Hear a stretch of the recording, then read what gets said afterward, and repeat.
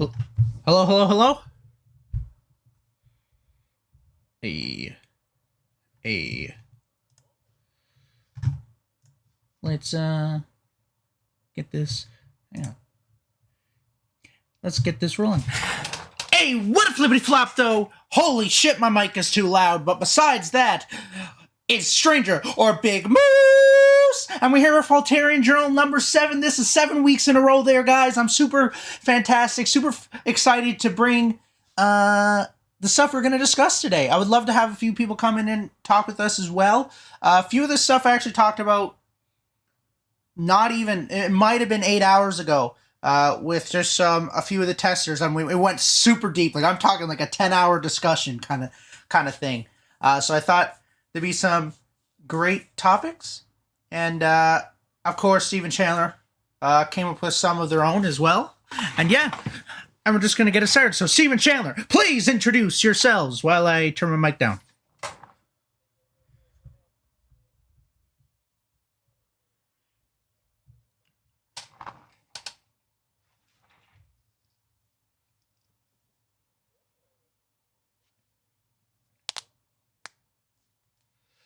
Awesome. That's us. We've been doing this for a bit now. It's past May 8th.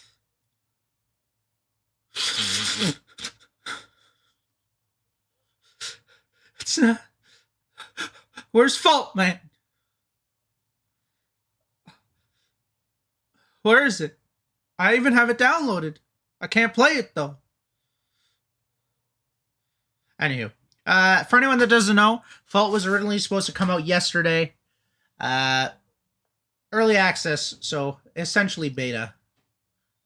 It was supposed to come out yesterday, but it did not, as they just experienced a delay, just like many other video game companies did because of the virus, which it's normal. It's gonna be a better game, I think, in the long.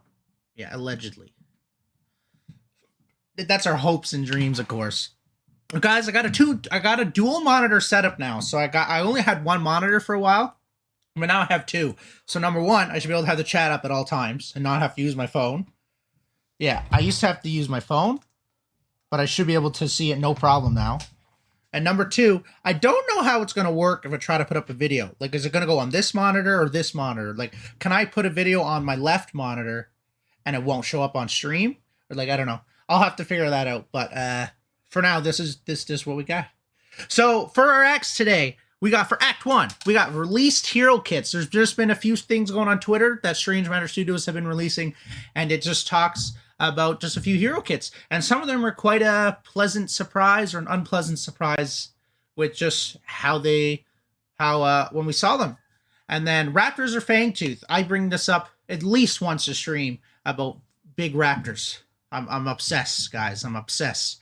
And I would love to see what Stephen Chandler's opinion and anyone else's opinion that may want to chime in either through the chat, or if you would want, you can always join the Discord there and talk about it on stream with us about what the difference is, and if there is truly a difference in gameplay when it comes to the Raptors, or if it, in all reality, it doesn't matter, kind of thing. We got our extra topics, of course, if we get to those. And then at 6 p.m. Eastern to 7 p.m. Eastern, we're going to talk about top-down versus third person. So essentially, we're going to start brainstorming what is the difference. I have a few little points myself that I would love to talk about. And then we got our jungle layout. This is the topic that took 10 hours yesterday, or a few hours ago with the testers. And it got deep. It got really deep, to say the least. And then we're going to take a little 5 to 10 minute break somewhere in between there, most likely just a 5 for Act 3. And we're going to talk about farming tactics and the Prime buff changing. Is it going to change? And if it does change, what we would like to see, and so on and so forth, and what the community would like to see there. Yeah. So that is that.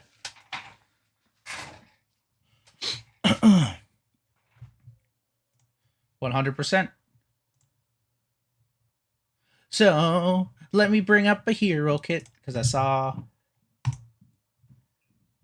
this. Can I make it full screen, or is it just gonna be a little baby clip? No. It can't. This is going to be bigger.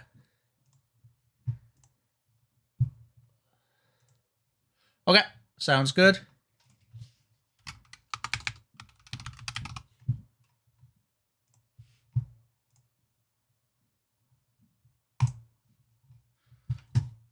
Okay, let me switch the screens there. So, yeah, see, now it's just showing this. You see what I'm talking about? But if I bring this over, oh,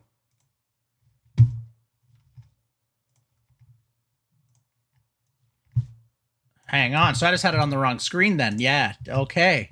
That's actually awesome, because then this doesn't have to happen anymore. But there we are. So first thing, guys, we want to talk about Boris. So Boris was released on the Faultarian Journal Studios Twitter page. What they've been doing, I think, to keep the community somewhat engaged to the best of their abilities with the current stuff that they have available to the public, is they've just been releasing the hero kits on their Twitter page, and it's actually pretty awesome.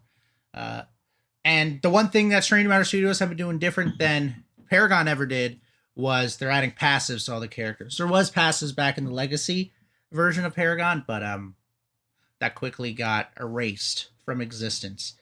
But they're bringing it back. They're bringing it back because their mind's eye is that these heroes will make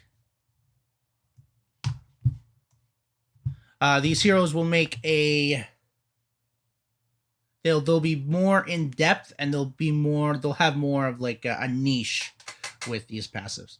So yeah, we first have Boris. So what we got here is we got his R, or his triangle, which would be his ultimate, which Boris rockets into the air and comes crashing down on a targeted enemy, dealing physical damage. Rocket Slam deals bonus damage the more the target is missing health, and execute targets that are under a certain health threshold. So like if you're less than 25% health, you just get executed. You're just RKO'd one shot kind of thing. As passive, it's Bloodlust. Heal for a percent of basic attack damage dealt. Basic attacks deal more damage the more health you and your target are missing. So essentially, the lower health you are, the more he hits. Yeah. And then he has his blood tracker. This is where he's sniffing his cocaine. Passive Boris senses the direction of all enemy heroes that are low health anywhere on the map. Active Boris senses the nearest hero, regardless of how much health they have, and gains movement speed. When moving toward the target, his attack speed is greatly enhanced when his within melee range of the target. So essentially, he takes a little sniff, and then he becomes faster and stronger. And then, so now we got the E, or the circle, the bare necessities. Passive units drop energy when they die that Boris can collect to fill his 4 canisters. Active, Boris injects all canisters that are full and gains varying effects. 1 canister enhances his Bloodlust healing, 2 enhances his Bloodlust damage, 3 grants movement speed, and 4 grants unstoppable for a second. So when he gets minion kills, or hero kills, they'll drop something that you can pick up that's unique to Boris, that you can pick up, and it fills your canisters on your back. And then you can inject them all like they're a needle. Or maybe you drink them. I'm not entirely sure what the animation is, to be honest. Yeah.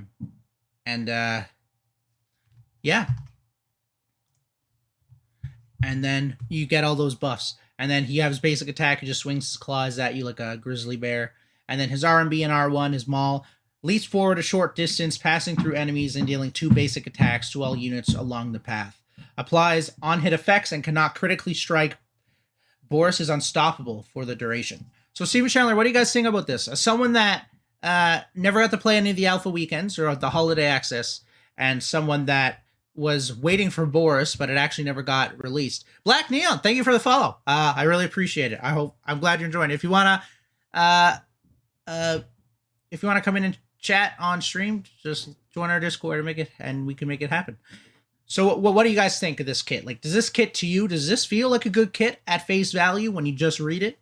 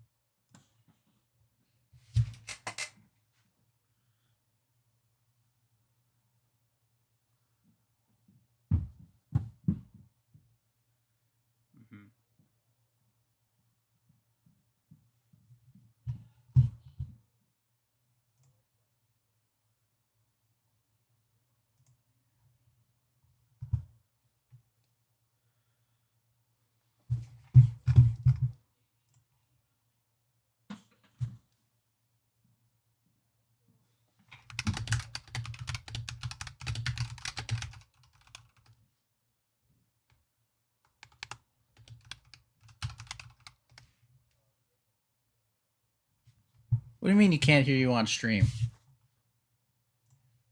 Okay.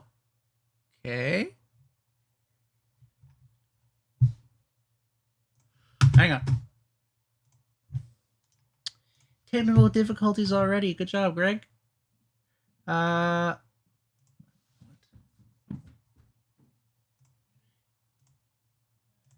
I tried there.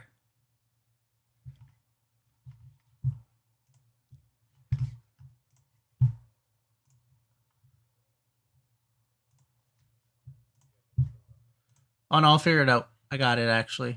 Sorry guys. I know. All good. I just figured while Steven was talking. I got it actually. Sorry guys. It should be good there now. Yep, perfect. Yeah. Well, I had it set to my new monitor. My new monitor doesn't have any volume coming out of it. Anywho, long story, it's fixed now. Sorry? All good. What were you saying, Steve? Sorry. Yeah. So it wasn't heard, but I really like his passive, the Bloodlust there. Because just one sec. Oh god. Okay. Yeah. There we go.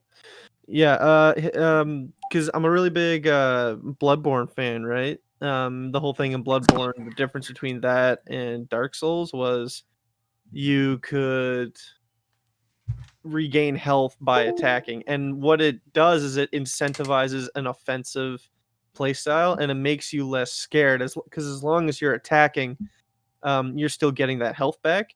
I think the fact that you can deal exponential damage is pretty huge. I think that'll make him really, really powerful. I think the thing I like the most is that Bare Necessities ability. I think adding a kit and a tactic list to a character is always a really, really good idea, and it gives them a lot of depth. I do have a concern though. I don't know if this is like a bad idea from like a development standpoint, but just as like in certain games, I know that sometimes it's helpful. I wonder if they should make it that so like let's say I have 3 canisters filled, right? But let's say I don't want movement speed. I want to have the Bloodlust healing effect 3 like different times. Like I want to activate it and then activate it right again once it goes down. Yeah.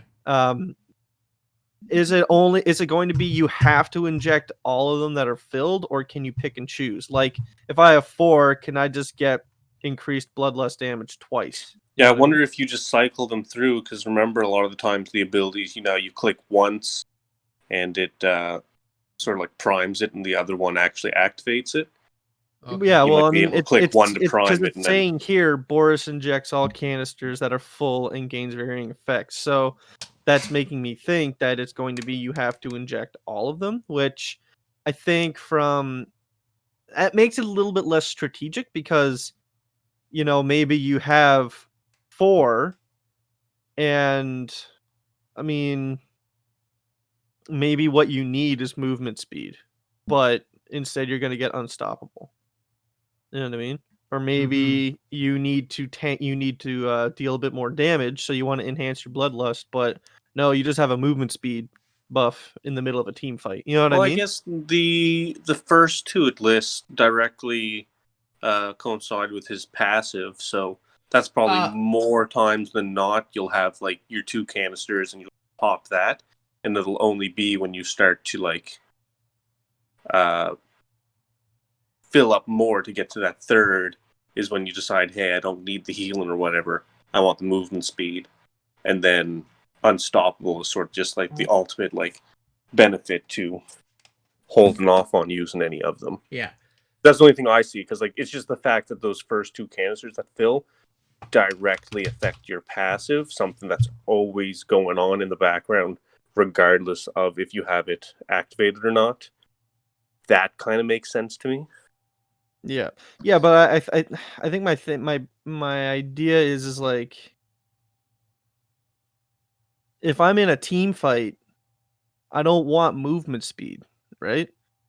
Like I'd probably want to increase damage, but I have the 3, and now I have to use it to try and get up to 2, because if I keep going up, you know what I mean? I'll just go up to 4. Or maybe it's like But because that's also why, yeah, that's why 3 is the movement speed and the last one's unstoppable. So in those team fights, you're pretty well always going to pop it off at 2 canisters full.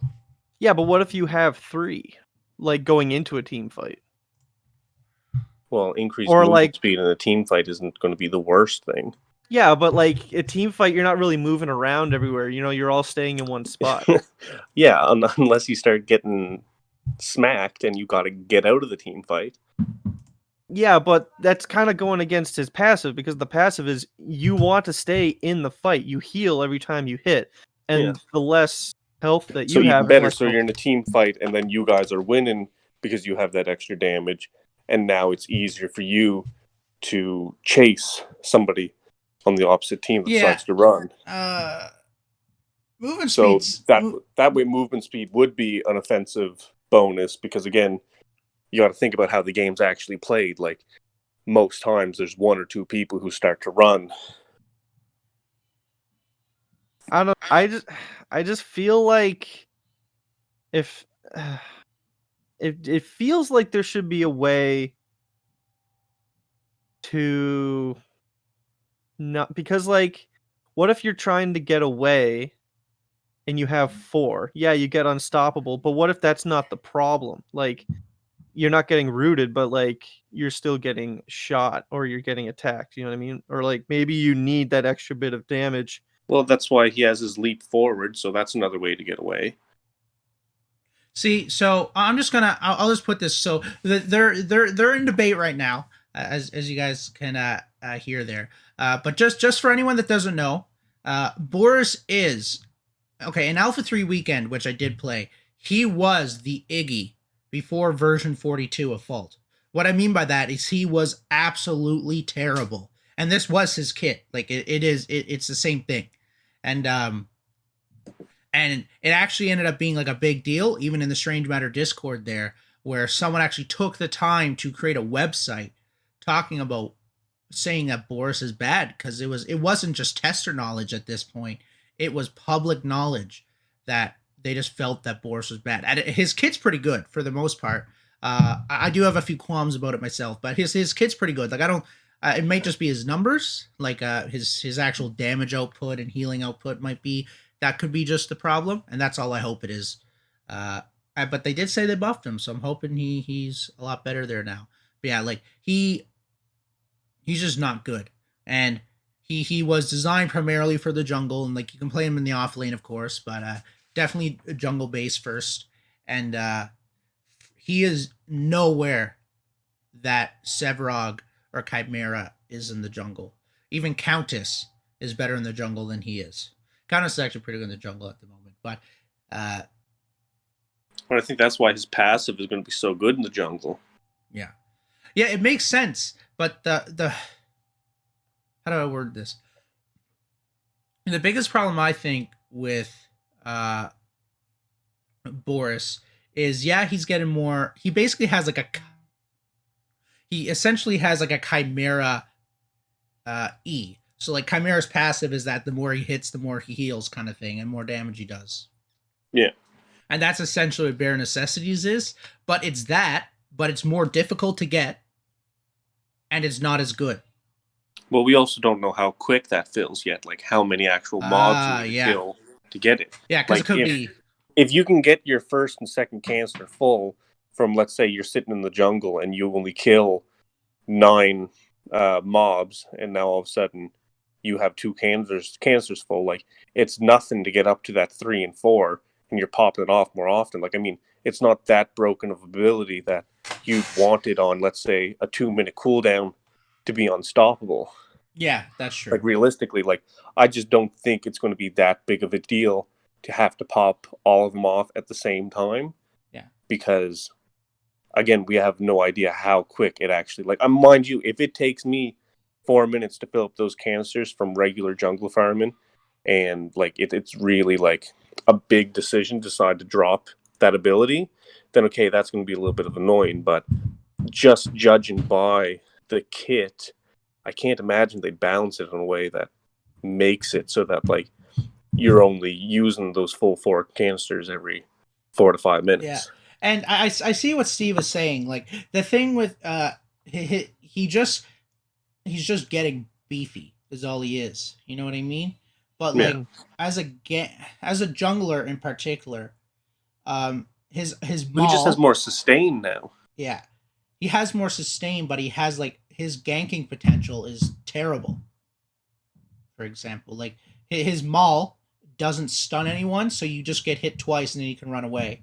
But he does get a movement speed buff, so maybe not. Maybe you can't. Maybe that works Yeah, I out was gonna say well. between the movement speed and that's the whole point of blood trackers. Like while you're in the jungle, you can tell if somebody in that lane beside you is getting low. So now all of a sudden, you have the mindset that hey, it's time to gank now because I know they're low. I have the movement speed buff, and you just jump into the lane. Yeah. Personally, I really like it. It just makes sense for a jungler. Yeah, and it is different, and it's something we're not used to see. I just wish you could be more situational with it and like just specific, like because I like the whole kit, and I'm not even saying bare necessities is bad. I'm just saying I can think of a few settings where if I had 4 for whatever reason, let's say I had to clean up a lane because someone died, and then someone comes in and I have really low health, maybe I don't need unstoppable for that little fight. I just need that bonus healing. Do you know what I mean? And I just like I don't know how they would do that because I think obviously it can't take up any of his abilities, and I don't know if they could effectively implement a system that allowed you to cycle through them, kind of like in Final Fantasy or something like that. Okay, yeah. You know how like if you're about to use Thunder, you can just press right and use Thundara, and then you press right again, it's Thundaga. Oh, And, so you know, you want the ability to choose which canister you use first. yeah. Do you know that's what Ah. I meant. You So know, because then, like if you're yeah, because it's kind of like you know how you need mana to cast certain spells and magic, right? yeah, It's kind of like the more units you kill, the more mana you get, but you can still cast a 1 drop 4 times, but like maybe not stacking it. I feel like if you stacked the healing 4 times, it would be kind of broken. I feel like you would have to activate the ability at whatever level, and it just expended one of the canisters, yeah. or 2 of them, or Well, 3 of them. let's just think about this from point of view. So, let's say for now it is like it is what it is because this is what it is. So you can't choose. All you know is, but you'll be able to tell when your canisters are full or not. That you will be able to do. So you know that at 1 you get healing, at 2 you get damage, at 3 you get movement speed, and at 4 you're a walking freight train. All Kind of those thing. abilities stack at the same time, correct? Once you pop off all 4. Yes, they have to. They have to. So that's the thing. Like Steven's saying, like you're not just getting unstoppable. I'm not sure if that's what you think it was. Like you don't only get unstoppable because you have 4 filled. Like you get that movement speed as well. Yeah. When So you if you inject the use Like all canister, you're not 4 choosing between movement speed or unstoppable. You're getting both because you have all 4 canisters full. yeah. I You was inject. afraid that it would be that. That isn't too broken, is it? No, it's not. But again, it's all going to depend on how long it takes to fill. Now, Like I would think that'd be too broken. Like I if don't you think it got will be, all 4 of because those, you can just because it's one of those things that like you can just tune the numbers down, so it won't be a big deal. That's like Yeah, and that's an why they easy don't number have any fix. percentages up right now or any actual And it it damage. almost makes- seems like an ultimate though. His Like if you're bear- gonna get heal, like because he has intrinsic lifesteal. It's part of his passive. So you're getting bolstered lifesteal, a damage buff, a movement speed, and you can't be CC'd. That feels like that. You like when FaZe hits you with her ult. It feels like a FaZe ult, like Oh attached my to Boris. gosh! Do you know what I Boris and mean? phase together. I mean, if it's not broken, cool. Yeah, I think I'm that's here how they're for just it. But gonna. like, It's going to be with cooldowns and actual damage percentages that they'll balance that out. You know what I do like about his bare necessities is it makes him very boxy, which means she could be very good in the off lane, which is really awesome. My if I I actually really like the kit, and I think like it makes sense. The only thing I don't like is if is that his stun or his pull or whatever you want to call it in his kit is his ultimate. And like his gap closer isn't like it's not a hard gap closer, if that makes any sense, because you still have the ability to run away, to where with every other jungle, like they have something that says you're not getting away this time. You know what I mean? Sevrog has his stun, Grux has his pull, Crunch had his uppercut, so on and so forth. And maybe that's what balances him if you guys are under the impression that bare necessities might be too powerful and he may have too much sustain. Maybe he doesn't have to be able to stun them because, again, he's already going to be such a big force in that lane that being able to root someone or stun them would make him too powerful. Considering you guys just said that his bare necessities has the potential of being too broken. Yeah. Sometimes, so you have to give and choose. Like I think where I agree, and I'm 100% for characters breaking out of the mold. I just sometimes I get worried and I think about maybe people are looking to the jungle to be a CC, to be a control of some kind. Mm-hmm. And the fact that Boris can't be that, now that falls to some other character on the team.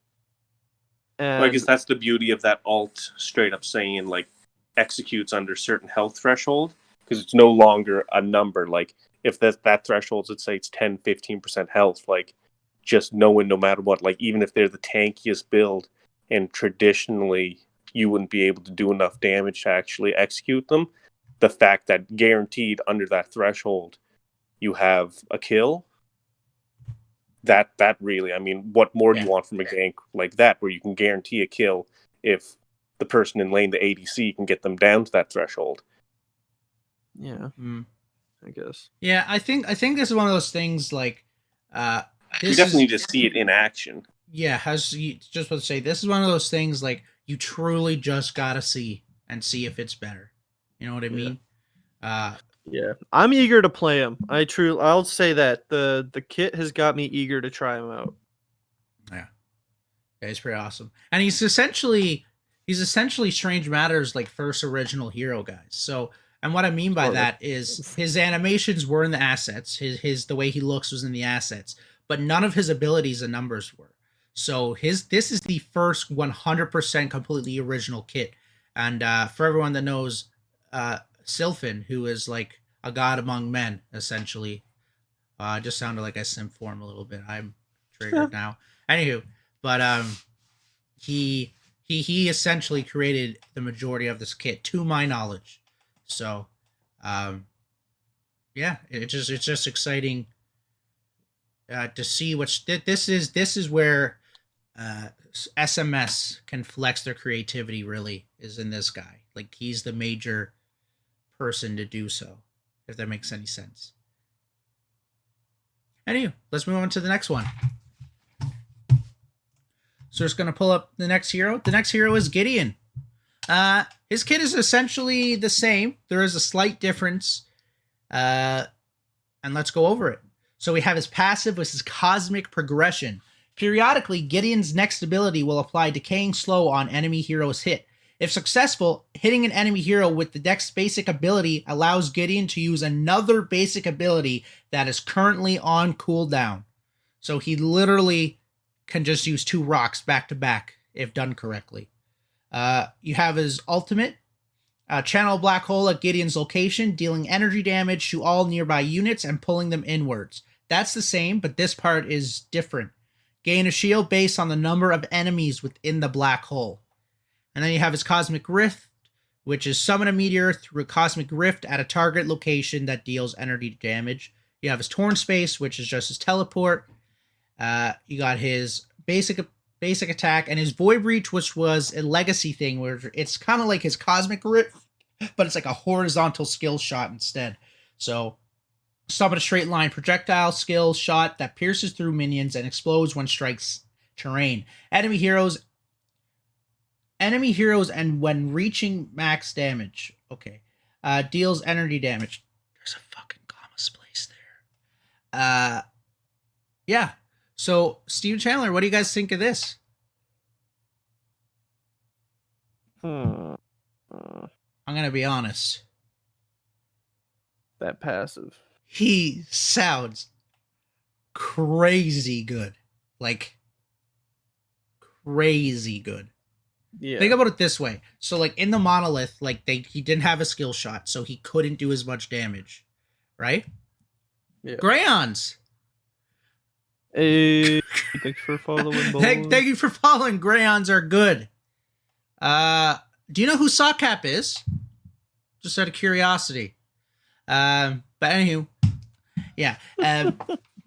So there is that. So he now can do more ability damage than what he currently could in the past. His ult was super fantastic. And they also, yeah, he just seems so good. Like at the pro level, I remember watching it back in Paragon. People were choosing Gideon and Monolith. We're talking about there now, and before version 42, they were choosing Gideon as their mid laner simply because of how good his ultimate was. Even though they personally believed that Howitzer had a better kit, but his ult was so strong that they were choosing him. Now, I do believe his ult was slightly better back then. There was something different about it. I don't exactly remember. Didn't his ult have a root? Or am I going crazy? He might have, Steve. Or Actually, did it have a? Did it have a root? he or a had something. stun? He had something crazy, something ridiculous, at Yeah. one point in the game. I don't exactly remember. Also, his Z has flat damage.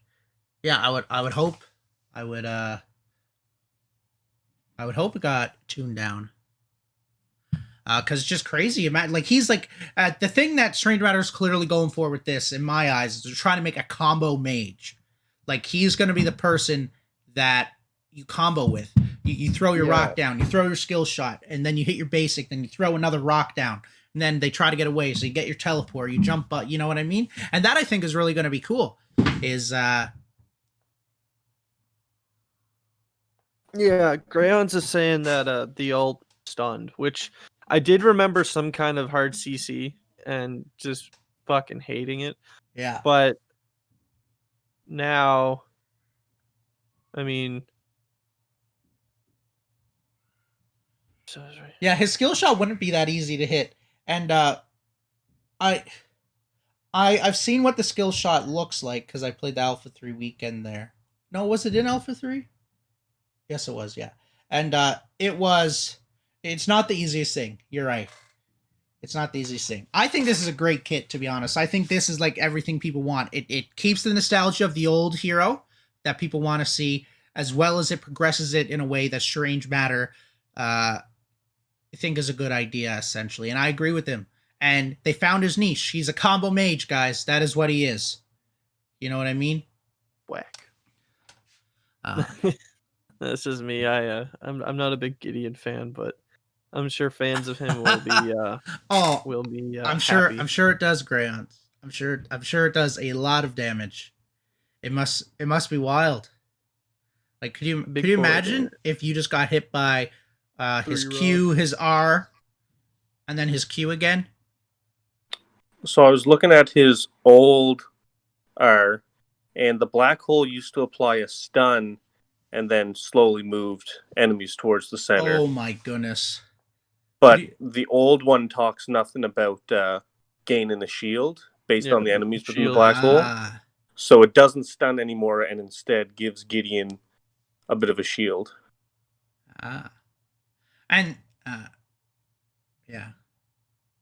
Yeah, I'm glad they took away the stun, to say the least. You know what I mean? Yeah, that's crazy. And I think, so if I'm not wrong, I think the point of the shield is that so if you're Narbash and you hit your thunk on Gideon in his ult, like you will knock him out of his ult. So the original Gideon ult gave him a shield. Oh, okay. So I think the point of the shield is so that even if he does get knocked out, he just has like that little bit of extra sustain, because they must I guess Epic Games there must have thought that this he was dying too quick in his ult, if that makes any sense. Well, that's what I'm just looking right now at the ability just in the other page, and I don't see anything in like the Paragon ult. I have ability damage, stun duration. Yeah. Pull. Grant's saying way back in the day, so I think he means like legacy. I think he means like alpha Paragon. Okay. Yeah, way before it was a free game, back when you had to pay to play Paragon. I was gonna say back before I would have been playing. Yeah, back before I was playing too.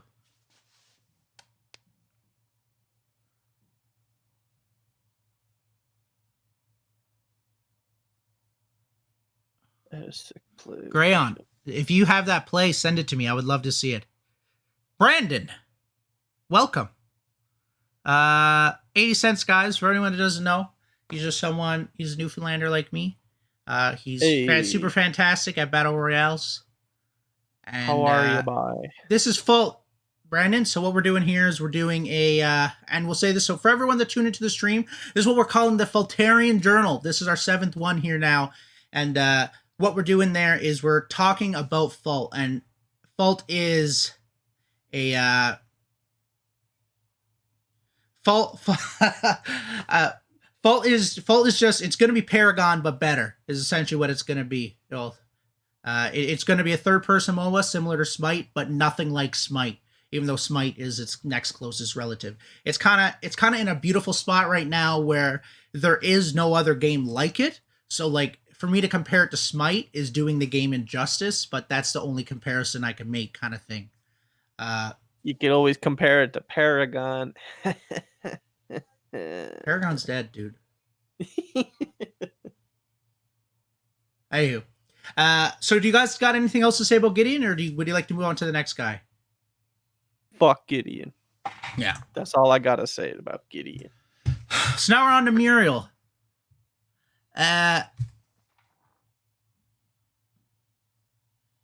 Hey, Muriel, pretty good. Oh, that 100% Orthodox. I think a lot of people are going to give it a shot. It's kind of like how a lot of people are giving Valorant a shot because they're CS:GO players. You know what I mean? Like it's going to become to that, but it's going to be very different. Like, I don't know how to say it enough. Like the in-depth mechanics are just going to be different in those games. Grayons. I know, and that's why I had to bring her up. Guys, this is Muriel. Yeah. This is Muriel. So let's just go over it. So you have Muriel's passive. Basic attack stack Divinity Mark on enemies. Divinity's Mark can be consumed by her Serenity and Consecrated Ground abilities, with each stack applying a root and dealing energy damage. Divine Touch can only affect the same target periodically.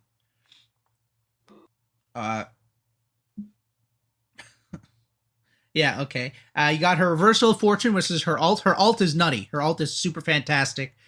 Fly to an ally anywhere on the map, granting them a shield and knocking up nearby enemy heroes upon landing. That ult is good. I gotta say that. The Q, the Serenity, straight line projectile skill shot, deals energy damage and applies a slow to any target hit. Then you got your Consecrated Ground. Summon an energy field at a target location, shielding allies that touch it. When the field explodes, it deals energy damage to enemy units and applies another shield to any allies within the field. The second shield refreshes the shield duration. And then you got her basic ability, of course, a range basic ability. And then you got her R1, her RMB, Alacrity. Launch a projectile energy orb that grants movement speed to one allied hero that touches it. Guys, I'm gonna be honest. Remember how I said Iggy, or Boris may be the Iggy of Fault? Let me put it to you this way. At least Boris, I'm just gonna take a hard stance on my opinion here. At least Boris' kit sounded fun and sounded good. Wait. What's the big What? difference between this and Paragon? Muriel. This is like the exact fucking same. Except now she has a passive. No. Now, There's some slight difference. Her Serenity and Consecrated Ground, they took something away from. I remember them discussing it one time. Serenity still has the slow. Consecrated Brandon. Ground still gives the right click. So her Alacrity doesn't give a shield anymore? Yeah, Black Neon. Yes. They took away the shield. Black Neon, I do believe it's going to be the exact same ult as Paragon, because it's a great ult. You know what I mean?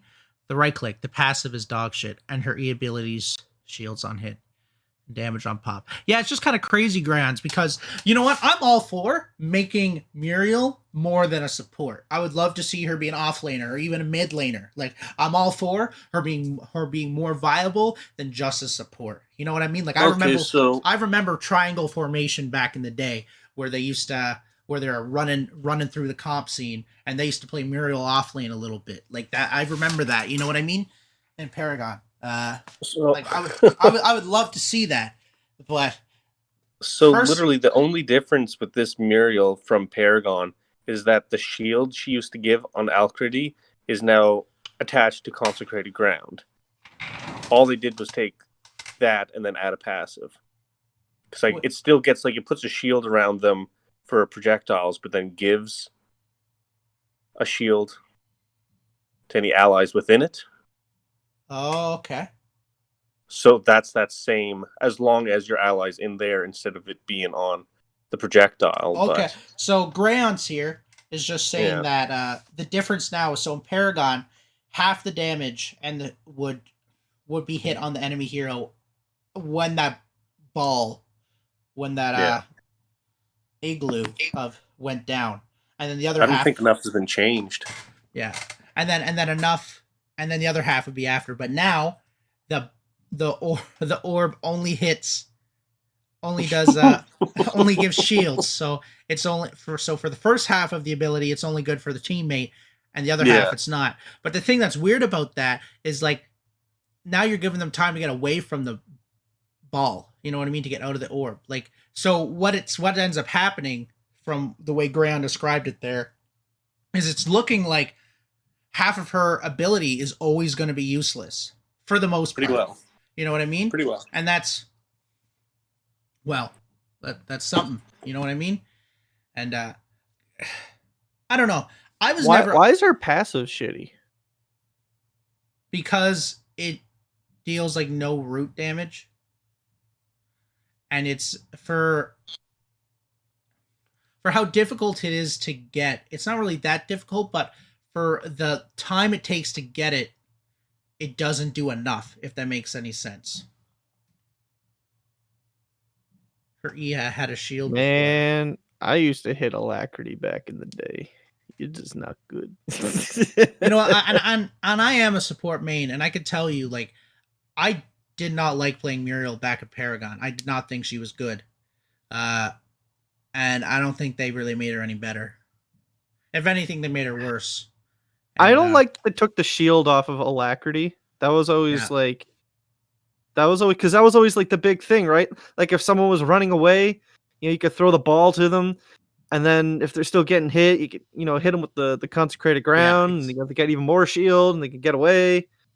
And I mean, so that's just kind of weird. But Grayon's just made a good point. So because of the way the passive works, because it's not dealing damage on pop or on hit, it's only dealing damage on pop. The passive's not working. It's very difficult to hit, and it's actually so difficult to hit that some of the testers who were top Paragon players back in the day are actually having trouble. So even at the top level, they're having trouble with Consecrated Ground. So it's essentially only Serenity is the only viable option to make Divine Touch actually work. Greg, remember that's what that Grayon's here is trying to argue. The kit in the Discord? Yes.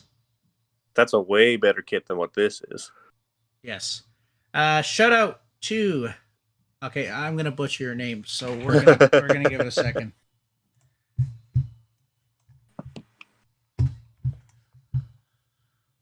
Oh yeah, this is Big Butcher. It's coming. Nichibotsukita. Uh, Shout out to you.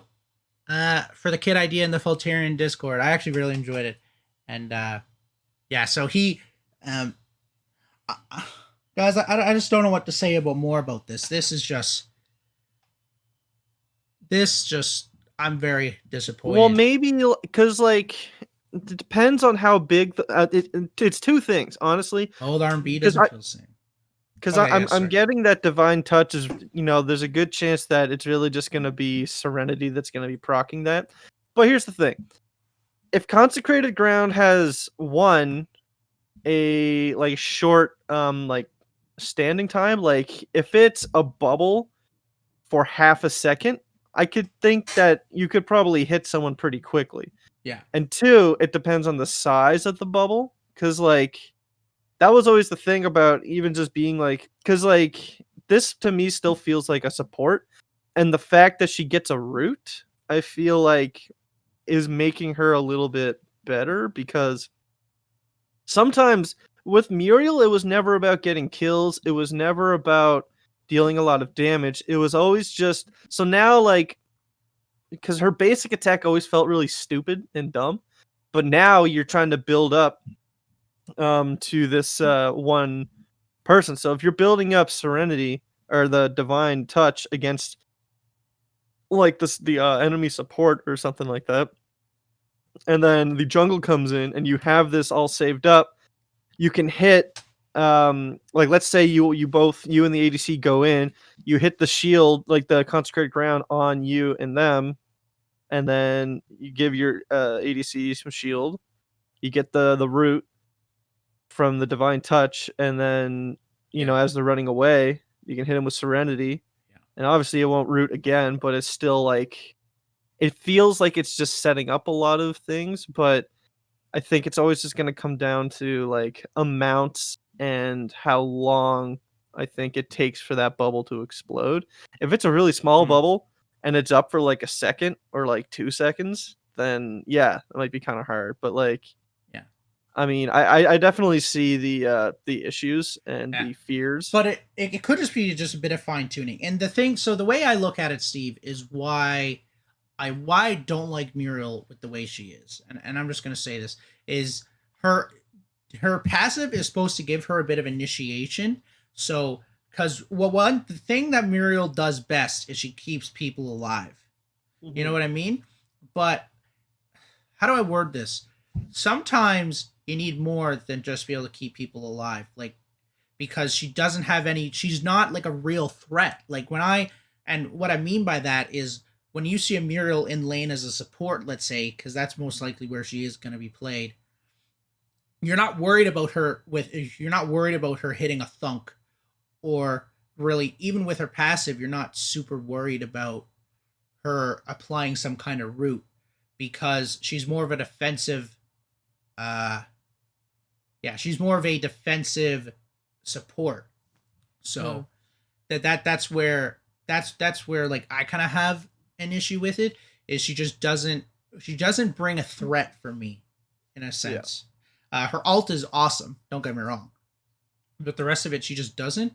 And I just don't see her ever being a better choice in any team comp ever than Bellica, Steel, or Narbash would be as a support ever, with the kit that she currently has. The only reason you're playing her is because you're playing her because you want to play her, because you like her.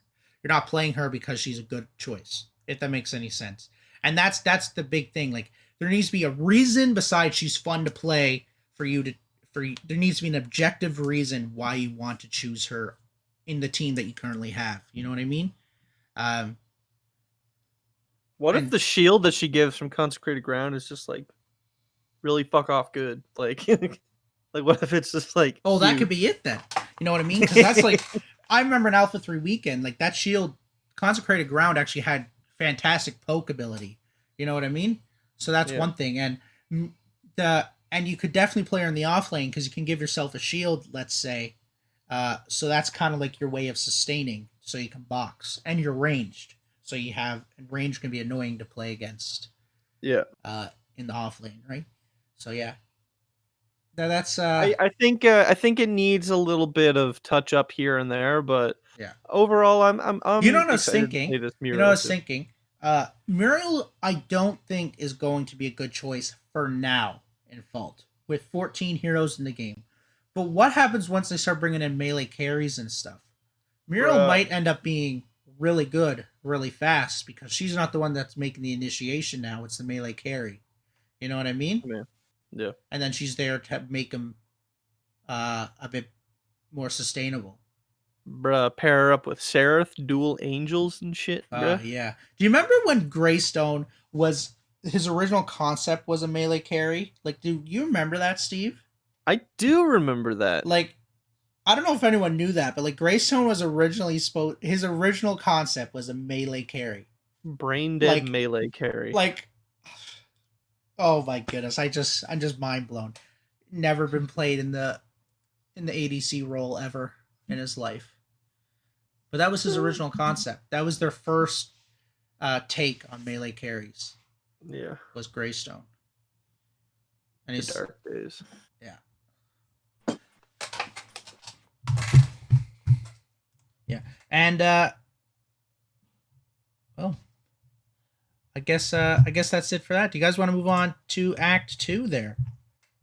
Didn't we have do we have a second thing in Act 1? Oh, we're on Act 2 though. We missed Raptors. We missed Raptors. Oh no, let's talk about it for 5. Let's just talk about it for 5 minutes there, because it's important to me. Let's You gotta just get that video out. It has to get in there somewhere. somewhere, yeah. All right. So, Alrighty. Greg, why Raptors? Why not Fangtooth? Okay, so Tell me. for the last thing in Act 1, we got our Fangtooth there, and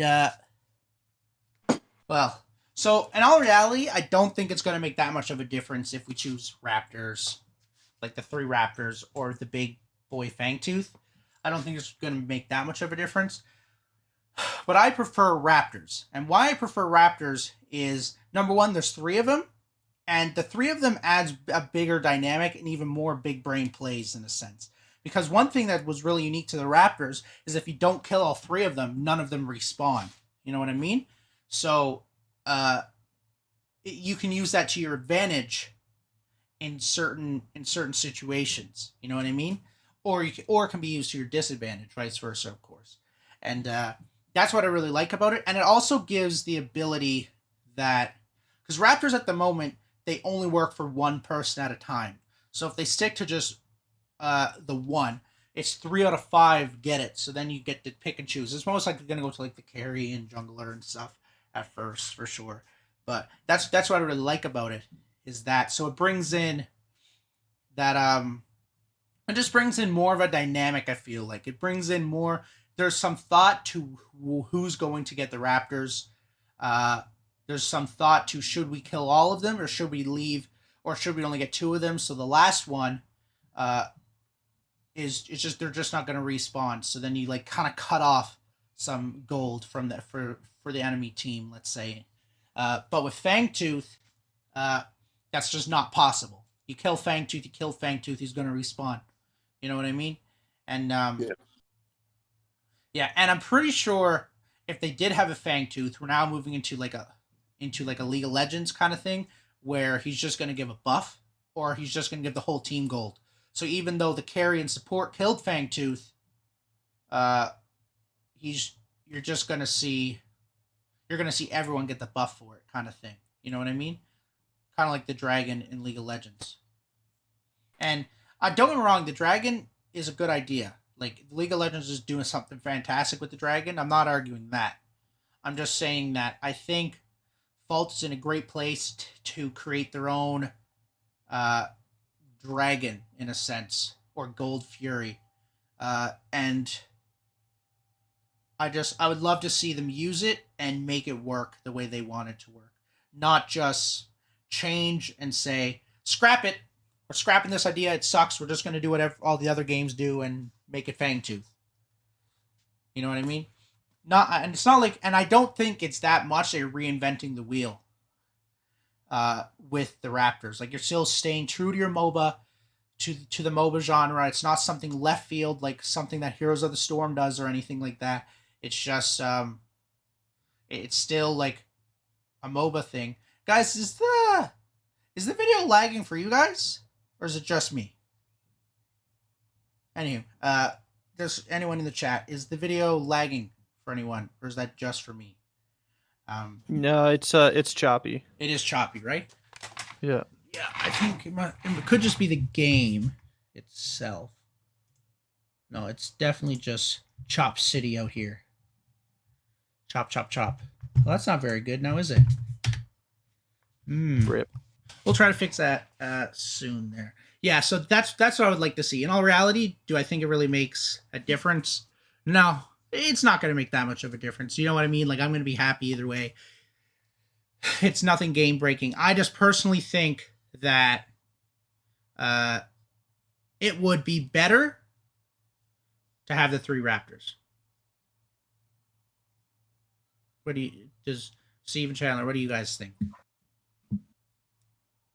Oh, 100%, because we've talked about the concept of a raptor growing and whatnot, so I'm still all for that concept, but if it had to be a hard black and white Fangtooth or 3 raptors, definitely 3 raptors. Yeah. That's what I think, at least. That's my personal humble opinion there. Yeah, so that's it. I just wanted to mention a small point on the Raptor and Fangtooth idea that I had. So, we're going to move on to Act 2, which is kind of awesome. So, guys, what do we have in Act 2 to begin with? Yeah, this video is laggy. Is an amazing question. Is my CPU getting blown to bits right now? Like, what's going on? That's actually never happened before, though, so it's really weird. Oh, so our first topic in Act 2 is top-down versus third-person MOBAs and a jungle layout. So, yeah, that's what we wanted to mention. Mm-hmm. Well, I mean, Let me I try guess to like redo this video there. right off the top, you kind of like, obviously you have to play them differently, but like I remember I played a lot of there was this game called Guardians of Middle Earth that I played a lot of back in like 2012. Okay. Or 2012, 2011. And it was a top-down MOBA. It was like a Lord of the Rings MOBA. And like that compared to this, it's like a different type of game, right? Like Fault Paragon definitely feels a lot more like an action game, whereas the top down is always going to feel a little bit more like a strategy game. Feels like you're in like a top down. I don't know. At least for me, top down games have always felt like I'm less of controlling a player and more so I'm like a God's eye view. I don't know why all your videos are super chunky. I don't know either. But yeah, no, just keep talking. I'm just gonna try to fix it right fast. And like, I think for me, if I think about like going from, the only MOBAs I really knew about were League and Dota and obviously Guardians of Middle Earth and other stuff like that, to playing Paragon for the first time and the verticality of it. You can have a lot more of an interesting arena, I think, when you have I'm trying to say, you can be a lot more invested into the match and the game world. But also I think that sometimes that can be a bit more distracting. I think that's something that top downs get to have a bit of a benefit in, is when it's just that one plane, you don't have to aim up and down. You can just aim forward or left or right and that kind of stuff. What I think they're both like extremely viable types, with like top down obviously being a bit more traditional, but I think that the third person view ones I think can be a bit more engaging and more inviting to non MOBA people, like new people to the community. Yeah, and I think that's why a game like League makes so much sense on, let's say, computer, and then again, when you look back at it, why Paragon did so good on whatever it's called, like PlayStation 4 and whatnot, is the fact that any of those top-down MOBAs, they're not super demanding, so anyone is able to play it, and that's why it got to so many people, because again, people like me who just don't have that nice of a laptop, you're able to play it and it can play smooth and you're not at a disadvantage. Yeah. So that's the only sort of thing that you end up limiting your audience based on the third person, because it is, no matter what, even with the settings down, it's still going to be more demanding from whatever you're playing it on. Yeah. What I think is really cool about the top down versus third person MOBA idea is with top down, there's certain limits. And with third person, those limits are kind of opened up. So what I really like is in a top down MOBA, like in League of Legends, you could never have a character that can fly. Like that mechanic, or run up walls. Like that mechanic just cannot exist in League of Legends. But in Fault, that's a very possibility that someone's able to fly up in the air. You know what I mean? Um, and that's like a part of the team fight kind of thing. And I think like stuff like that is what really is really cool. And I would love to see Strange Matter in the future once they run out of the assets. I would love to see them take advantage of of the third person genre and stuff like that. And I don't want to say this, but Paladins and Overwatch, that they've done it right when it comes to that. You know what I mean? Like they have lots of heroes that do different things because they can do stuff. Like you couldn't have a Lucio character in League of Legends that can just bounce off every wall and do 360s in the air. You know what I mean? Like but in Paragon or Fault there, you could definitely make that happen. You could definitely do that as an idea. Like that's a true viable idea. I'm not saying it's a good idea, but it's definitely a possibility. It's something they do have the ability to do, and that's something I would love to see. And so I was just wanted. So the point of this topic there is, besides to talk about the differences in our opinions there, and I would love to see what people think. Like, what are some things that you would love to see in the game that are third person exclusive? Something that could never be seen in League. And why I think that's so important is because it's those ideas that are really going to change. Those unique ideas are what is going to be the niche of Fault maybe one day, if that makes any sense. And so far, there's no hero in Fault or in Paragon that uses the third person aspect to their in their kit or anything like that. Well, I mean, it's like, So to an extent, I mean, obviously a skill shot in the top down compared to a skill shot in the third person is completely different. And then because the third person is objectively going to be harder to hit a skill shot, they tend to have better payoffs. yeah, they do. Well, because like in top down, like if the minions are in the way, you're gonna hit a minion. To where in third person, you can just throw your thunk right over the minions, no problem. You know Yeah. what I mean? And hit the hero. Oh, 100%.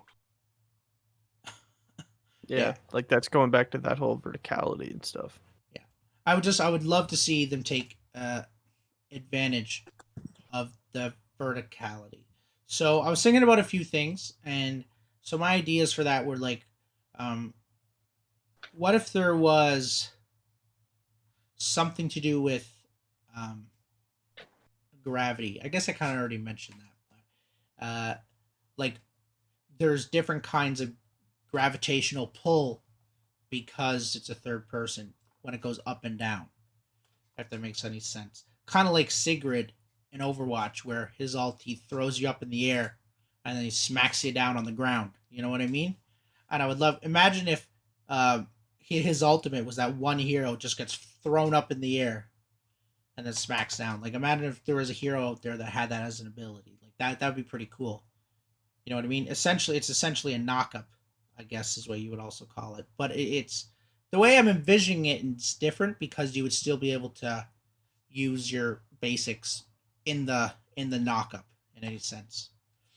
And there could be stuff like there could be stuff to do with your aiming. So in League of Legends, you click on a character. That's how you just right click, bang, you hit your auto on them, whoop de doo, simple as that. Um, but in Fault, you actually have to aim. So imagine if there was an ability that disoriented your character so that your aiming got all weird. So maybe an ability like when you try to shoot left, you're actually shooting right now, kind of thing. You know what I mean? Like your abilities get all backwards for a thing. Yeah, because they already have that kind of in Smite. Oh, do they? Yeah, remember the drunk fella Oh yeah. when he Yeah. uses the ability that makes everything kind of backwards. Hmm. Yeah. See. What do you think? Is What do there I think? what on the off the top of your head? Would there be anything that you think Fault could take advantage of? That's a third person exclusive. You mean a top-down exclusive? No, something that would be unique to Fault that couldn't be done in a top down MOBA. Oh, okay. I'm seeing your point. Um, something they can take advantage of.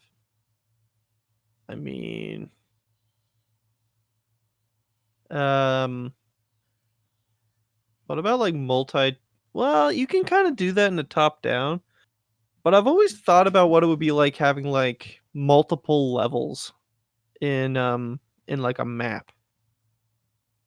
Do you sort of know what I mean? Like you have like cuz like for the map currently there's one level. Like Obviously something like there's there's like tunnels.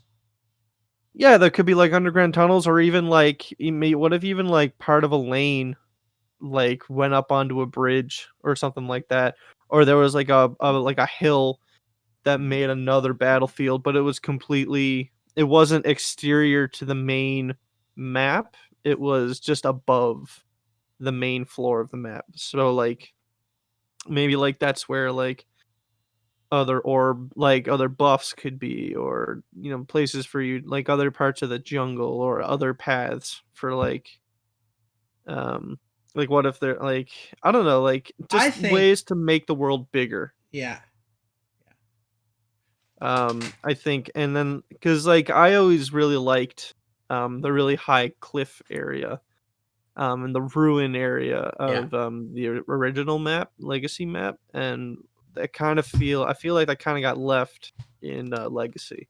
SS, thank you for the follow. I'm glad you're enjoying the stream. I really appreciate it. Yeah.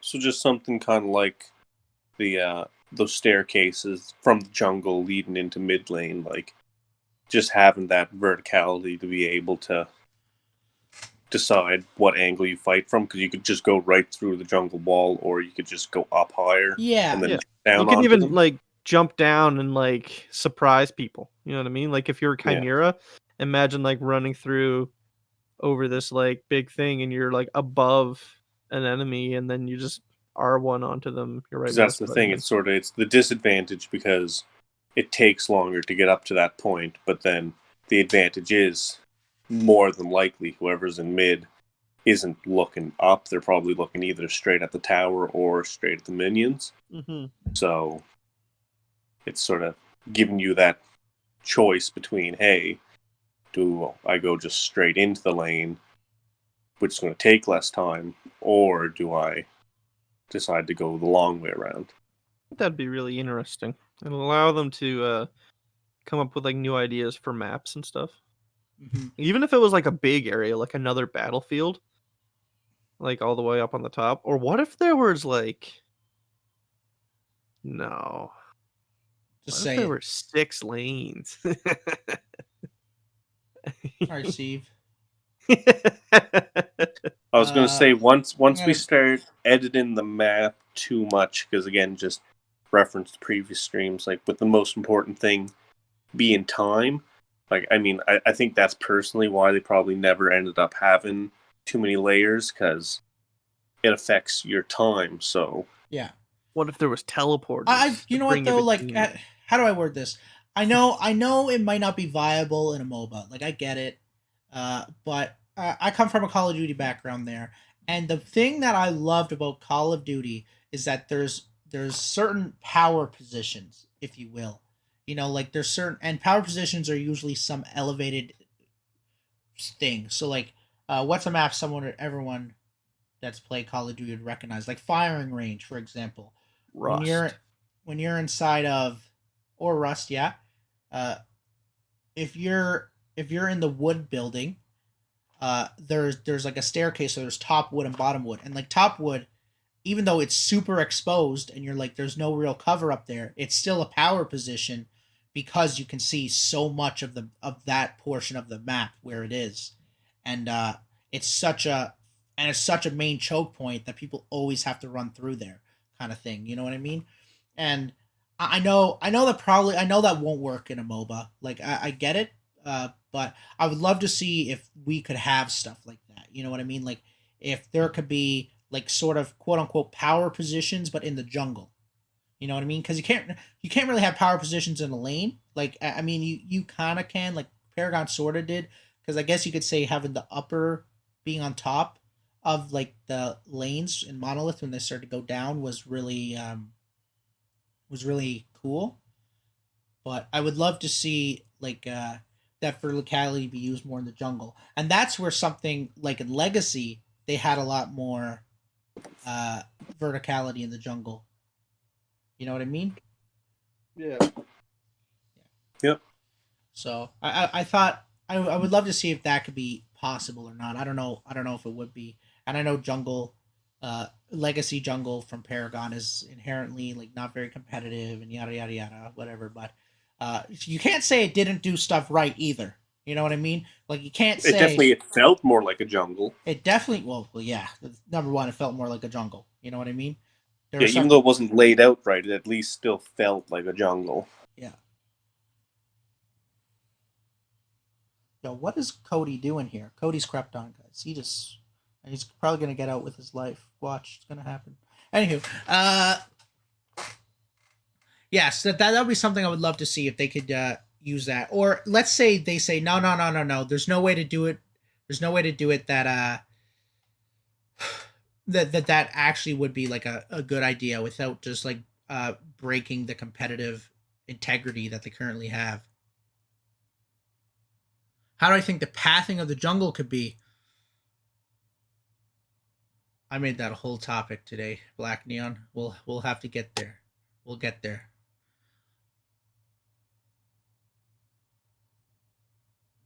Oh yeah, itchy. There's no screen shake or anything, but that's because this is like an alpha. You know what I mean? Like once early access comes, uh, you're gonna start seeing audio cues and screen shake. You're gonna know more.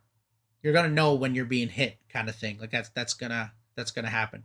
Yeah, Black Neon. I was actually talking with Sockcap and Dusty and Krusty for anyone that knows, and a few other people, but they were like the main two talking, and we had this huge discussion about jungle pathing a few hours ago. Like this huge, like it was a few hour long discussion. It was pretty awesome. Yeah. To get back to the point, yeah, I would love to see some kind of verticality in the map and just to do that. And let's say for some reason they can't do that, because it breaks the integrity of what they're trying to do competitive wise or whatever it is. I want to see it in a hero kit somewhere. I'm not talking like they have to fly up in the air like the fucking Echo from Overwatch. You know what I mean? Or Farah. Like I'm not talking like a super fly. Like just so you know, a few feet in the air, so they're a bit harder to hit. Like that's one of their advantages, is that they're a flyer. You know, their movement's a bit more unpredictable. You know what I mean? I would love to see stuff like that. Yeah, Or because characters like that, in essence, probably wouldn't get any movement speed debuffs from walking backwards. I would also love to see a Again, character cloak. that's like super small, like super tiny or something, or they have like a shrink ability so they become hard to hit, or whatever, something like that too. Like that, there's two ways they can go about that. I think that'd be pretty cool. Like that's how they get away, is that they're just super small. They become little, Can't they hit become them. super tiny, and it's not that you can't hit them; it's just that it becomes extremely Harder. difficult. Yeah, Yeah. to the point that you're Especially probably with not like going ranged to. heroes that have like skill shots and whatnot. Actually, now that we're just on that, I would think that would actually be awesome. Imagine if someone's like one of their abilities was that they gained like a movement speed buff and they became super tiny, and well, like they can still be stunned, no, and all Yeah. that stuff. So it's not like you can't stop them, but they could use that to get in, or that could be also a really good way to gank someone, because like they're harder to see now, so they're gonna run up on you, and then out of nowhere, bang. Because there's a certain character in League of Legends, and I remember seeing the trailer video for when they came out, and they're like this little cute little beast of some kind, and then when I'm pretty sure they ult and they become like a beefy beast kind of person, but they're still easy to hit on both sides. But imagine if there was a character that, just like they became super small and were difficult to hit. I think Smite has a character like basically just the whatever it is, the opposite of Rampage. Sorry? Because isn't that Rampage's ult just to become big? Yeah, it is, yeah. It's just the opposite of him. Yeah, essentially the opposite of Rampage. So instead of getting big and having a bunch of health, you get small and you have a bunch of movement speed. Yeah. Steve, what do you think about that?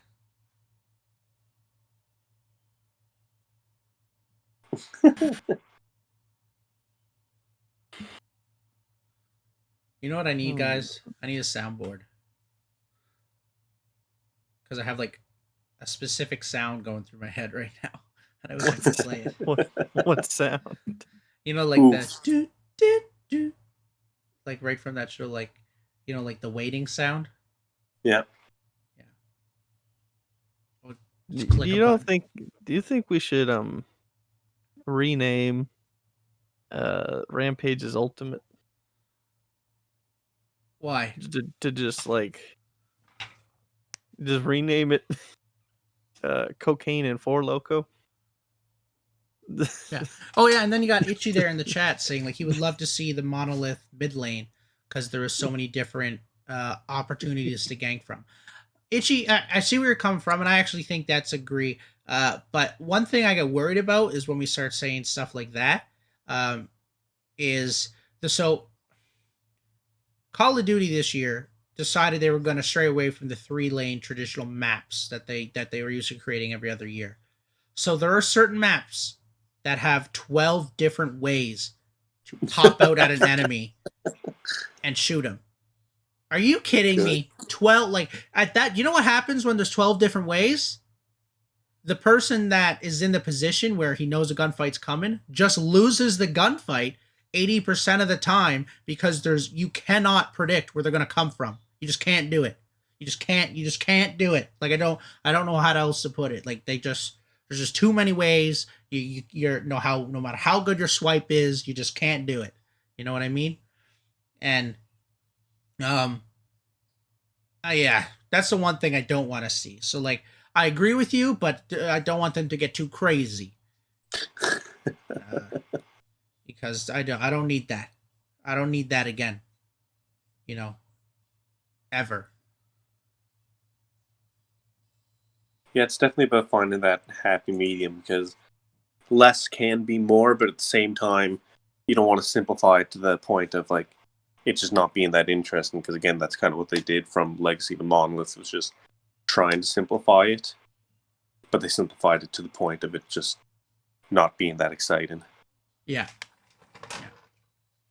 Yeah, and that's the thing. They got to make it more complex. You know what I mean? Like, they just, first off, Strange Matter has like openly said that they're trying to do that. They're trying to, you know, there's a reason Dota and League of Legends are so big. You know what I mean? And one of the big things is the complexity of the jungle and the map. You know what I mean? Even though it looks simple, it's really not.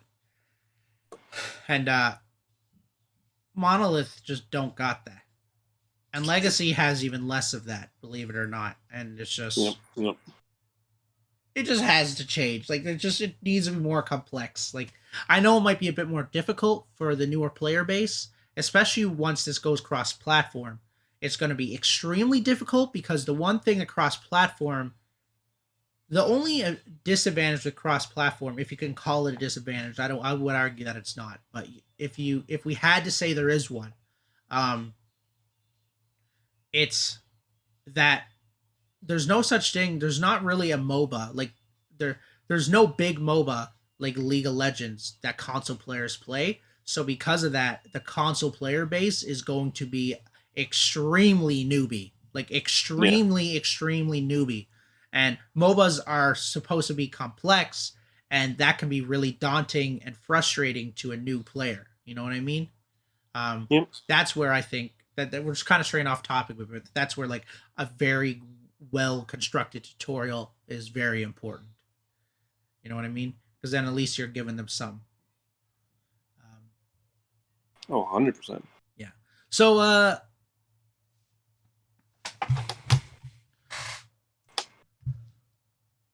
yeah. So enough about that. Steven Chandler, do you guys got anything else to say about that? I'm sneezing. One sec. Didn't Oh, come. so Itchy's the one that. Oh, Itchy, that's It's you. it. No problem, man. I really enjoyed your kits. I'm actually excited to see what else you come up with.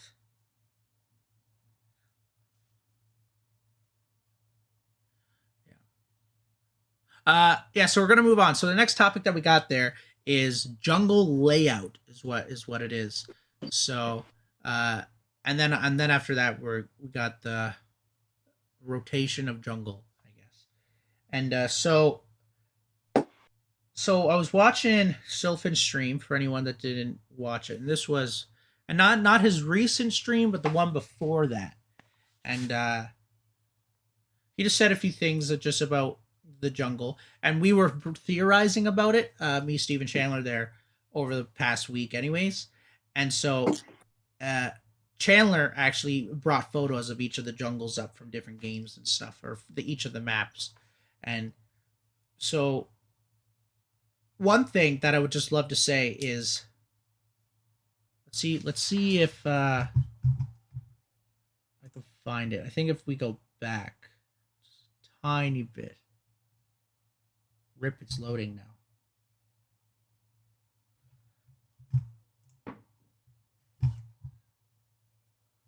now. Okay. Yeah, so anywho, while that loads, one thing that's going to change about the map, like we don't know much about the map at all and what's happening. But what I do know is that going into mid lane, if from anyone that played Alpha 3 weekend, going into mid lane how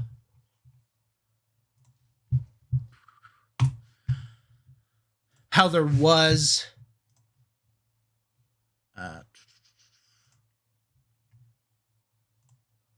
going into mid lane, there was like this little lump, I guess, and then you would fall down. In a sense, is a good way to put it. And that little lump, there was like this little ledge, and yeah, and that's so. Jeez, I keep losing my train of thought. That's like 90 times now. That little ledge, you could just fall off, and it's like going into the Orb Prime pit. You could just fall off. But what Sylphin mentioned there is that there's going to be a wall there now, so that you won't just be able to jump off and go into the Orb Prime pit and have open area. So you have to go left or right. You have to go around that block, which is kind of cool. In my opinion, it's going to be kind of cool. And we don't got much about the map. Like, that's pretty much all I got. You know what I mean? And we're just going to have to wait and see to see what it's truly like. But yeah, that's like the big thing. And with the jungle layout, one thing I really wanted to talk about with the jungle layout is static camps. So for anyone that doesn't know what a static camp is, so in Fulton Paragon, you know how all the minor jungle minions, the jungle camps, are all the same. You know what I mean? Like they all have the Yep. same amount of health, deal the same amount of damage. The only exception is the red buff. Well, in League of Yep. Legends and Dota and Smite as well, they have static camps where each jungle camp is actually different. It deals they'll have different buffs. They do different amounts of damage, and they deal and they have different amounts of health. And that uh I'm confident that that is coming to Fault. It just kind of makes sense, you know what I mean? Yeah. Like, and why? And I just want to talk about why, like, that's just so much better. So for anyone that's never had the opportunity, to have jungle camps, why jungle or static camps? Why static camps are such a good idea is because it actually adds like a composition. So let me put it to you this way: Chimera at the moment in Fault, and this is what we're talking about last night. Dusty, Sock, and I, and a few others. Uh, Chimera at the moment is really good early game, but he falls off in mid game.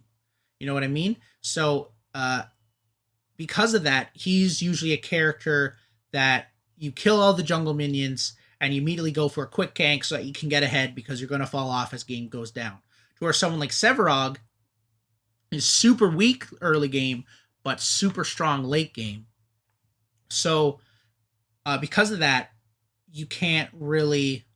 You can, but it could just be a bit more difficult to kill all the minions, and you're probably not going to go for a gank right away. You're going to spend a bit more time farming inside your jungle. So what static camps do is it's going to change the way you rotate with the jungle, if that makes any sense. So if you're playing Chimera, you might start with the minion camp in the strong side of the jungle on the left first, because in all reality, for a Chimera, it's not going to make a difference, or it might make a difference because you want to hit level 2 quicker, even though it gives you slightly less gold, or vice versa. To where with someone like Sevarog, you might start in the weak side of the jungle with one specific camp, because you know that Sevarog is not killing the red buff early game. Like, it's just not happening. He can do it, but he's gonna have to back. You know what I mean? So what it does is it adds depth to the junglers, and that's what's really cool about it. So when you get to the top level and you start having your MOBA knowledge go crazy and you start learning all this stuff.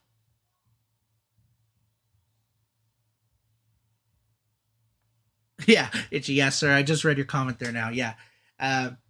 Yeah, so what it does is it's going to put more emphasis on the draft too. So it's going to say, like, it's going to give a reason for you to choose a character, because if you know the other team just chose Sevarog, you're now going to once you start understanding the game a lot, you'll know that Sevarog's jungle pathing is going to be a certain way, like the meta jungle pathing for Chimera. So you know, and you also are going to know that he's probably going to go for an early gank. So what are you going to do to go against that? So then it'll add depth into it to where even you might do an off meta pathing because just to throw off the enemy team, because they probably know what you're going to do. And it's also going to even add more to where at a certain moment you're going to be able to know, okay, Sevarog probably isn't going to get the red buff at level 1. He's probably going to go for the mini camp so he can get more gold. And because of that, you know that you may have the possibility of having a early gank to steal the red buff. You know what I mean? Or you might know at this point at 3 minutes into the game, one of the buffs spawn up. So, or at minute 30, whatever it may be, and one of the buffs spawn up, and you know that there's a high probability that Sev's going to be there, and that he's going to be at less than half health if he does the meta pathing. So now you're setting up a gank before the game even starts. You're setting up a gank in the draft. Yeah. Like, and that's what's that is why I think static camps are just so important, is because it makes every character have the point of it is to have every character have a different pathing for the most part. Like some of them are going to be the same, but Yep. there's going to be like a optimal path, and then like little twists you can throw in to throw off the enemy jungler, and it's also going to add stuff like that they're probably on the weak side of the jungle, so you can go steal one of their minion camps on the right side, on the strong side, and vice versa, because of the pathing of characters. So then think about this. So it's like you're playing mind games with the jungler, even though you probably never see him. You know what I mean? Yeah. Oh, And 100%. and I just think that's really cool. And it just that is the kind of depth that Fault needs to get to, and they're working there. Like I can tell you right now that because there's a few mods and stuff that came into and even Sylphin jumped into that alpha chat yesterday for a little bit, and I can tell you now that like they said, like they're getting there. Like it's not going to be there right away, because there's a lot more important things than that at the moment. You know what I mean? Like making a stable game is like the number one priority at the moment. Yep. But those depths of gameplay are so important to a MOBA, because something like League of Legends would have died 5 years ago if it didn't have that depth. You know what I mean? Stuff that is always changing, because once you play a game, imagine playing the same game for 6 years. You know what I mean? At this point, you literally know every character. You literally know every pathing. You know all this stuff. It's just like second nature to you at that point. So what's really going to make the game less stale? Number one, obviously, new characters always coming out, whatever. And the thing is that you're never going to 100% know what the other player's going to do, because there has to be different variations that they can do to win the game. And it's so cool, because with these jungle rotations in particular, it's going to set a precedent for what the rest of your team's going to do. So you could do stuff like what's a good example? Like if your offlaner, for example, keeps shoving the lane because he's Greystone, you know what I mean? So he keeps pushing the lane because no one's contesting you early game. And you keep pushing the lane into their tower. Well, now you have an opportunity to go steal a minion camp with your jungler in the strong side jungle, if that makes any sense. Because you guys can like coordinate that tactic. You know what I mean? And I just think it's going to be really cool. And then and it's going to go even more in depth. Like it's going to go to the point that like you might see a certain ward placement because of a jungle path, and so on and so forth. So you might see, you know what I mean? And Yeah. it's fun being able to predict the enemy.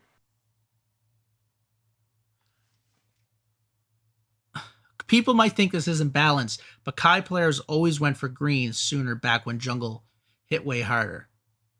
Oh, 100% they did. And I wouldn't argue that that's unbalanced. Like some people might think, but it's just because he's stronger early game. Like some characters are better early game than others. And like that's there needs to be that.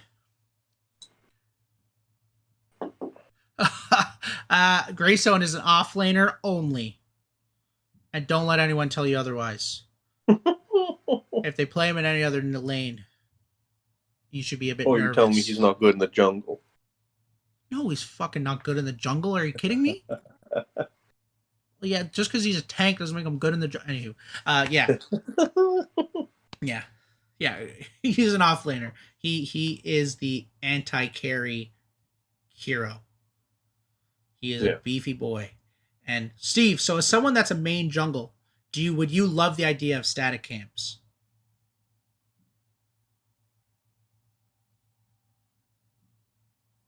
Wait. I think we lost him. Boys, he's gone. I think he's gone. Anywho, I was trying to ask Steve because he's like a jungle main, so he would do that. And yeah, anywho, so when it comes to jungle rotations and jungle pathing, I just think that would be really cool. And then it just goes so much deeper too. So what's another one? So with someone like Sev, we'll say Sev, right?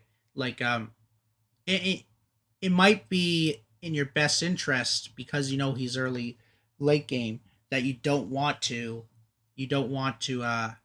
grab that red buff because you're going to be one hit and you know you have to back. And if you grab that buff, yes, you might optimize your gold out, but you're setting yourself up for an easy gank, and you're also setting yourself up for a you're also setting yourself up to be down in levels. You know what I mean? Yeah. Oh my gosh. Anyway, just my shot there, and I just think that would be really cool because then it just adds different elements to the thing. So then with Sev, it might be more important to start in the weak side jungle and just to ignore the red buff or whatever other buffs that there may be in the game, because it's so important for you to get that gold up. Because if Sev is able to scale and get the farm he needs, oh my gosh, he's a force to be reckoned with. He is the carry. You know what I mean? Yeah. And yeah, to where someone with Kai, it just might be like, yeah, man, just grab the buff right away, grab the mini cams, run, get a gank.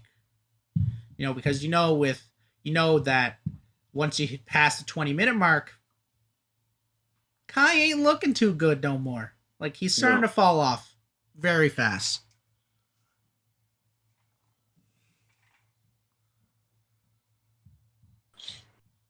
I think I think that's the point of the jungle pathing, Ichi, is that like it's gonna do that.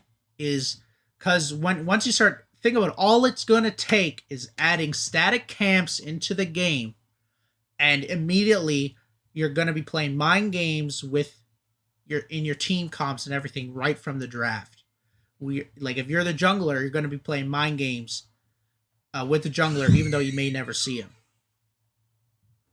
And I just heard that boy's door open. Was that Steve's door? I heard he might be back. He might be back. We shall see. Yeah. I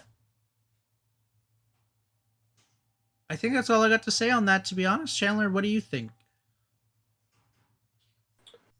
I mean, again, it's just one of those things that I just want to play. It's just been so long since I played the game, just like being able to feel out the differences between the two and what I would prefer.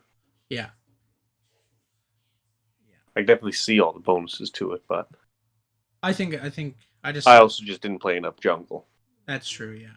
I'm definitely not a jungle main myself, you know what I mean?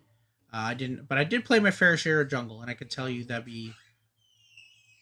would be really cool to see. Because it sets up everything, you know.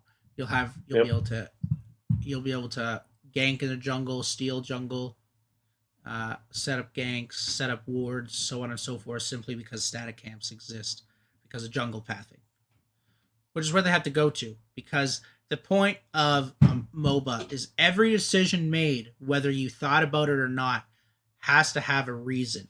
Even, you know what I mean? Like it has to, and that's kind of the point of a MOBA. Remember how like they say like, well, this guy has good macro even though he's not hitting the shots. How is he winning? Well, because his MOBA knowledge is just that great. Yeah. That he knows what his win condition is with that character and with his team. He knows what he has to do to win this game. And even though he might be missing a few basics or two and getting and dying because of it, ultimately he's still making the right play and he's winning. And it all starts. Yeah, it's just being situational and setting yourself up for that end game.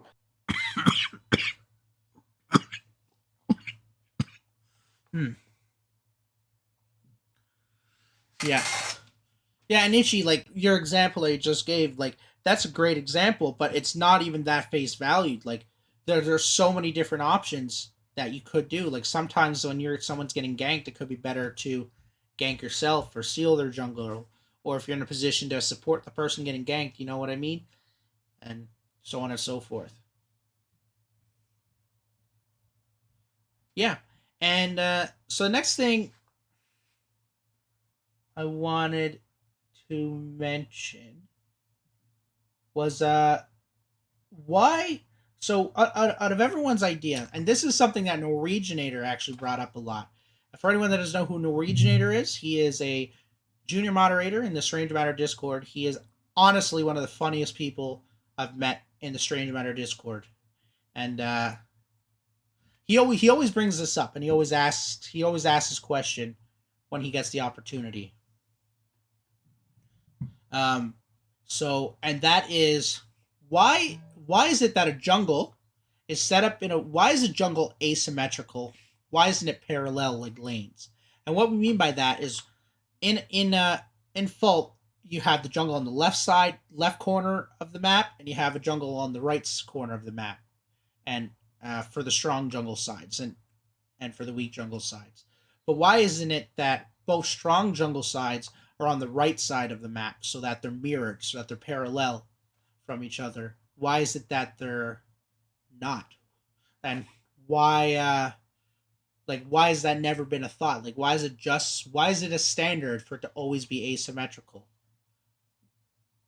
Like, is there any real significance in it? And I I just guess want it's to. probably just so it's more so.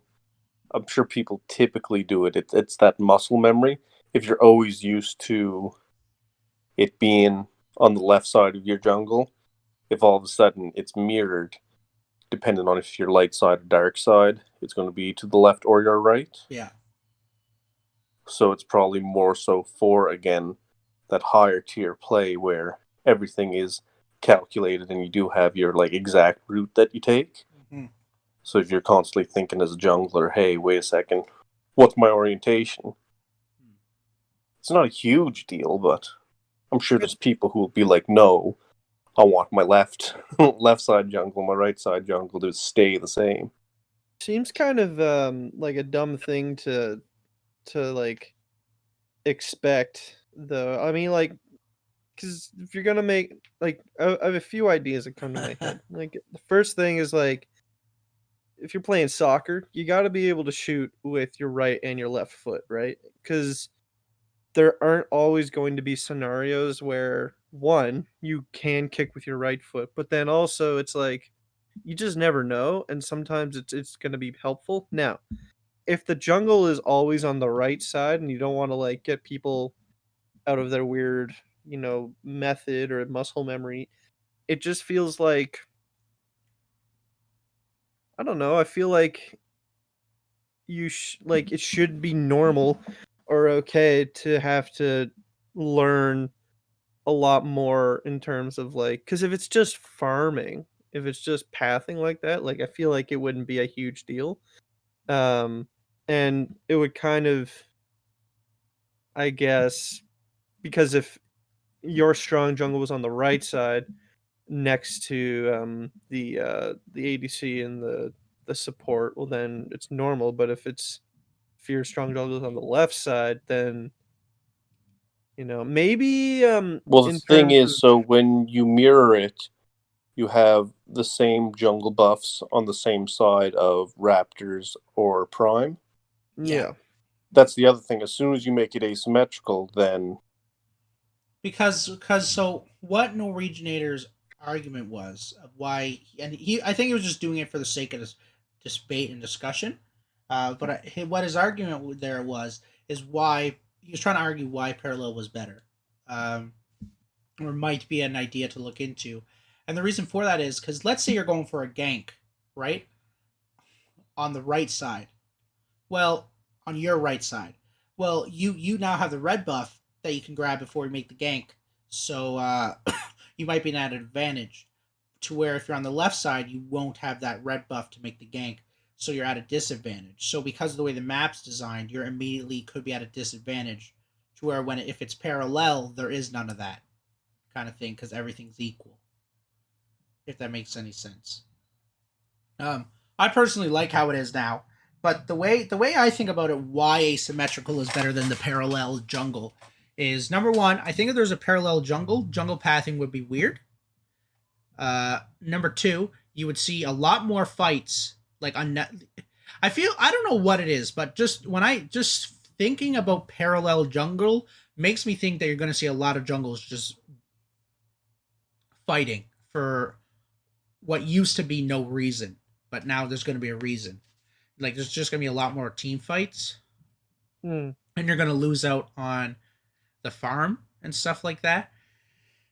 And I also think of stuff little like so when you hit like the big competitive level and stuff, something as simple as the jungler leaving his strong side jungle, crossing through mid lane to go to the weak side jungle. The mid laner's gonna call out that he saw the jungle leaving and is going to the left side. You know what I mean? Um, Yeah. or he's going over there for a gank. And this isn't coming out right, I don't think. But with asymmetrical jungle, because you have to go to the opposite side of the map to invade their jungle, it just adds a bit more risk. You know what I mean? And it also gives the enemy team a chance to. It also gives the enemy team a chance to know if you're gonna be doing that. To where if it's parallel, it's gonna be a lot easier to seal a random jungle minion, if that makes any sense.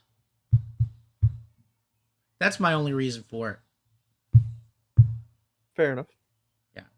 I hope that was as clear as mud to some of you. The other ones, I hope it was clear as crystal. But yeah, that's the only thing. And just for another thing, so there was something that was just brought up with a few hours ago now. And one thing that was brought up is farm. So in Fault, you get more gold from clearing a full minion wave than you would from getting a hero kill. And a lot of people, like, when I say that sounds stupid. But I'm here to tell you why it's actually a great idea. And why every MOBA actually does this. Farm needs to be so important that the reason they make farm so valuable is because once you're out of the laning phase, why are you going, like, what's stopping you from just running around with your team and now we're playing Overwatch and not Fault, and all you're trying to do is push Orb Prime. You know what I mean? Like, what's stopping you from just having, you know what I mean? Like, that's not a MOBA. Well, I guess it is, but it's not a League of Legends-esque Paragon MOBA. But when you make farm valuable and there is no limit to how high your characters can get, that's an incentive to go back in your lane, that even after the laning phase, you're still grabbing that farm because it's super important, if that makes any sense. And it's going to add that risk. So it's always going to be a good idea to rotate. Don't get me wrong. So like if you're in the dual lane, the support and carry rotate to help out the mid lane kind of thing. You know what I mean?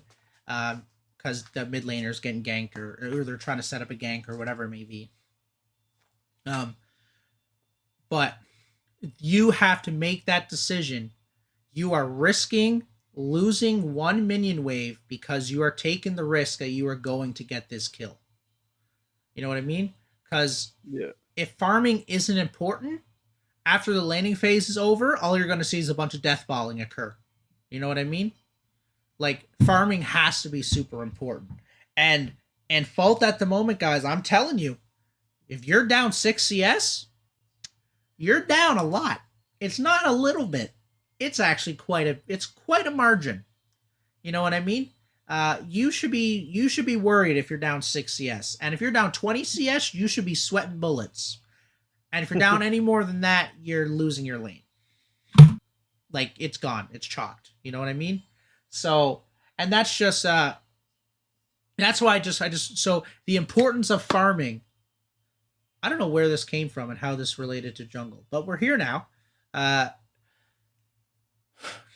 just really want to know, like, the importance of farming is with that. There always has to be an emphasis on you are getting your minions. And that's the same thing with the jungle. The importance of grabbing your jungle camps, right? Grabbing those buffs, grabbing this and that. And Steve, while you're here, we were talking about jungle pathing. Do you know what I mean by that? Yes. Yeah, so we're talking about jungle pathing. And so what it looks like is Fault's going to transition to static camps. So like you know how in Smite there's like each camp has like a different amount of damage it will deal and a different amount of health. But in Yeah. Paragon, like all the camps were the same besides like the red buff or the green buff.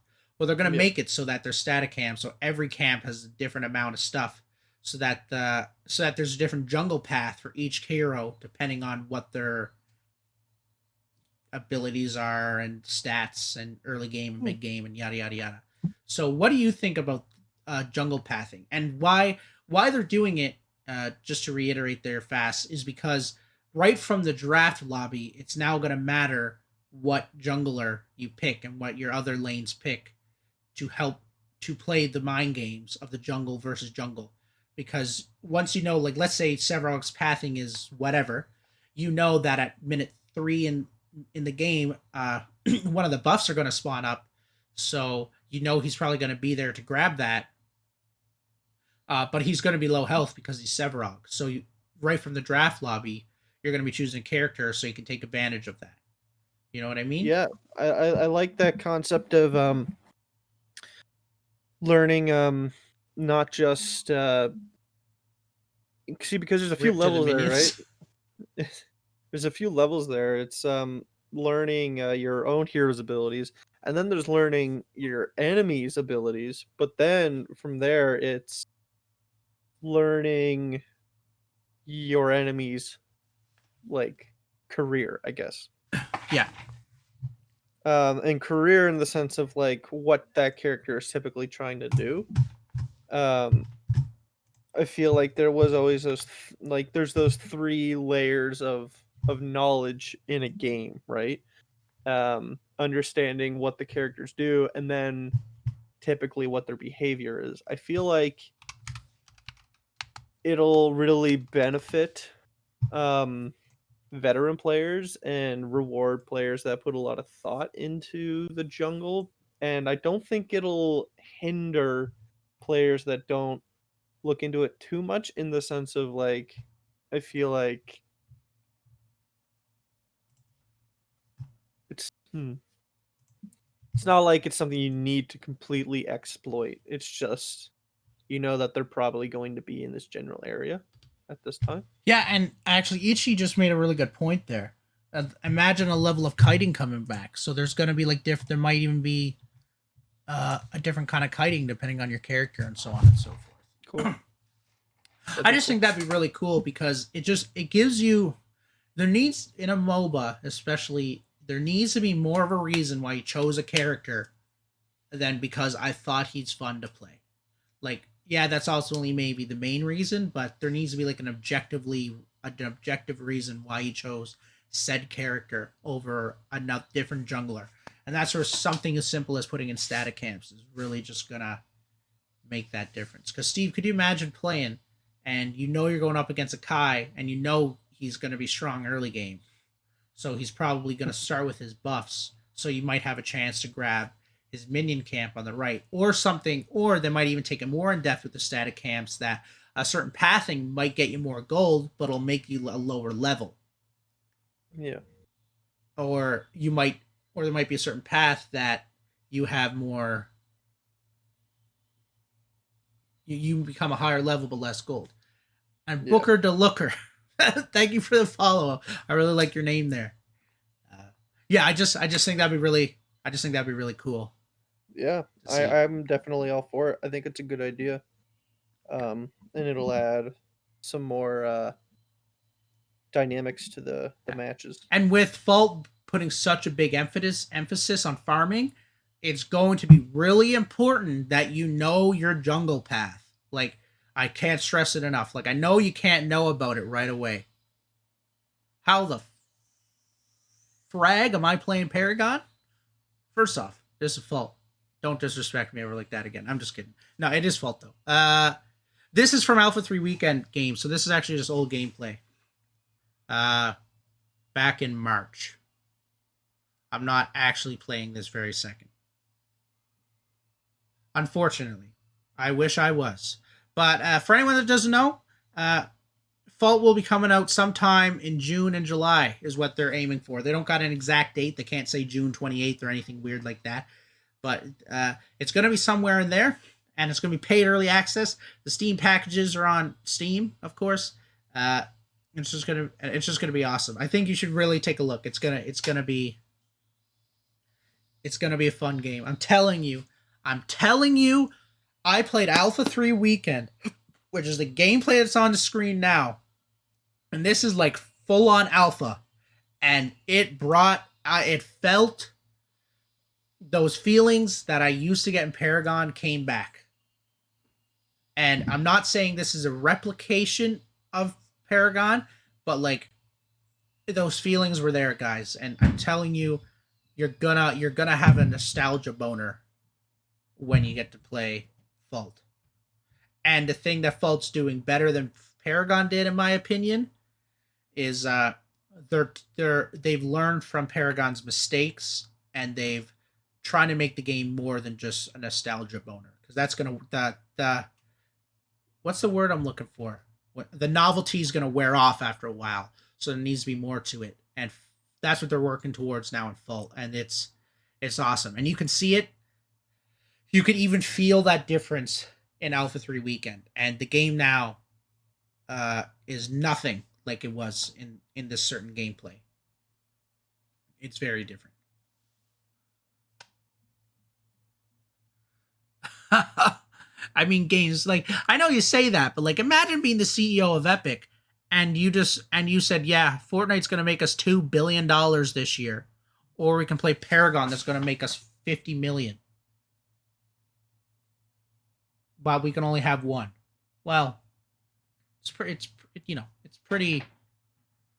That's how I look at it. You know what I mean? It's not. They made a great business decision. It hurt my heart. It broke it, to be honest. But yeah.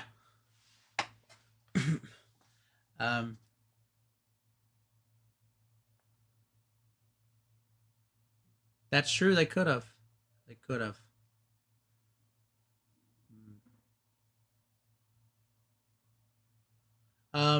So where were we? So we were talking about farming, right, Steve? Yeah. Yeah. So imagine, pathing will be a really good thing. Yeah. And what I think and what I was thinking too. So Smite does this thing where there's a certain buff that's more beneficial for like the mid laner, the off laner, the jungler, and the carry. And I was thinking, what if they do something weird like that for a static camp, but in Fault?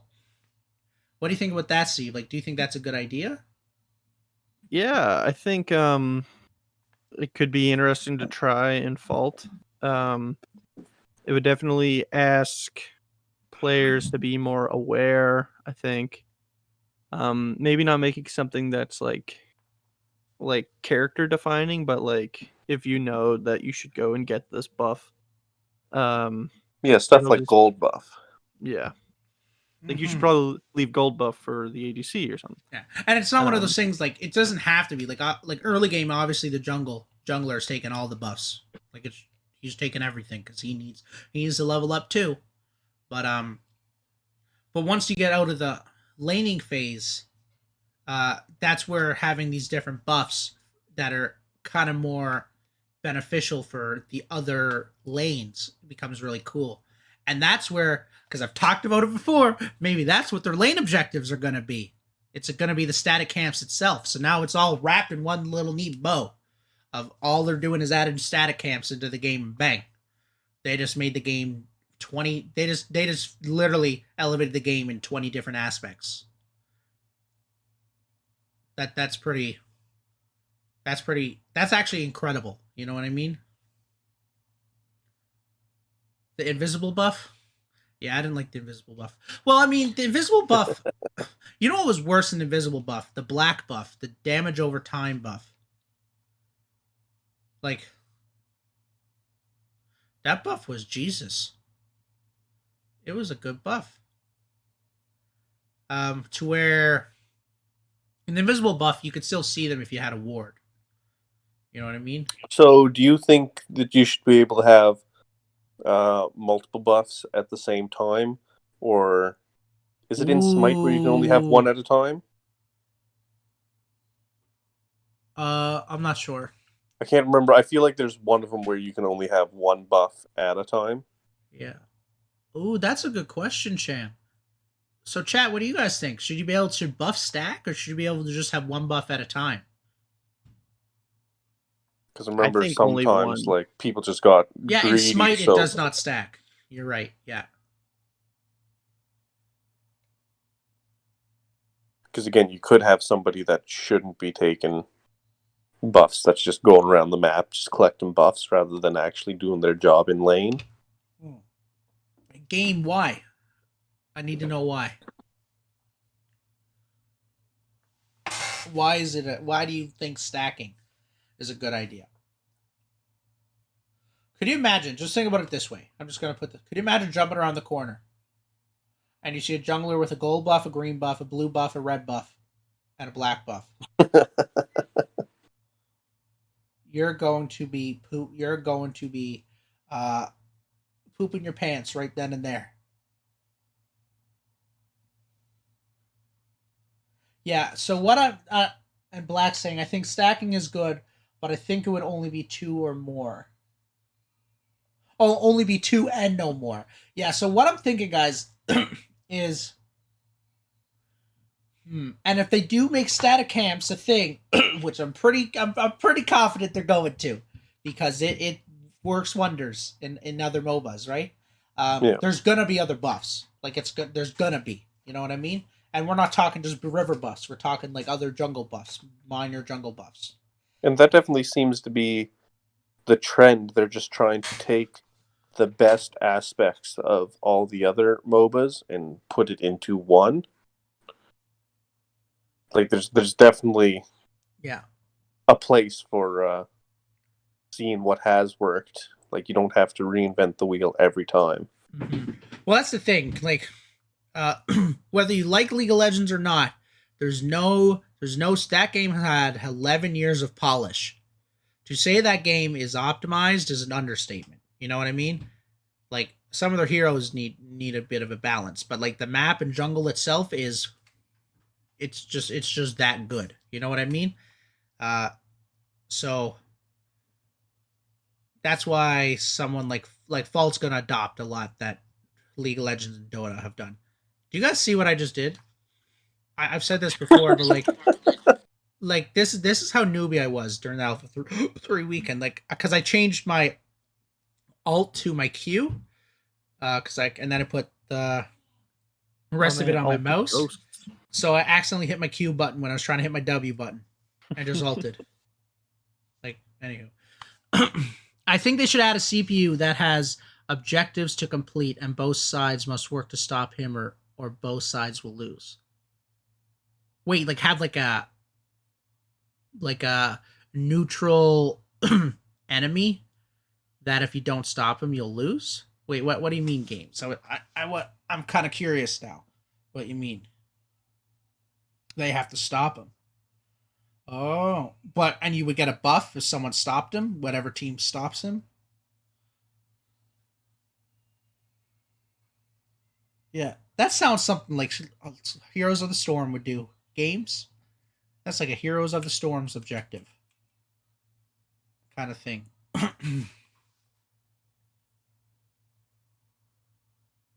But stronger.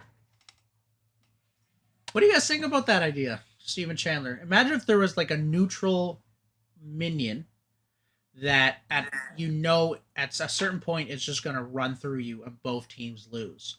So I mean, personally, I'd kind of need that to be its own game mode.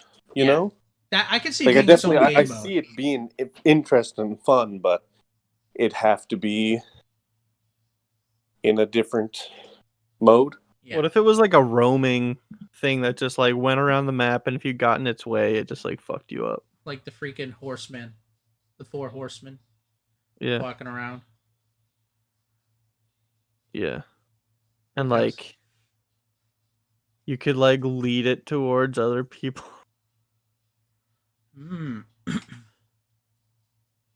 So that it like would fuck them up. So you could even use that as like a tactic. Uh, I don't know. I think that'd be really cool games. I don't think it's obviously not going to happen. Like But he could eat. Like if he could like go and like kill jungle creeps, and that's how he gets stronger.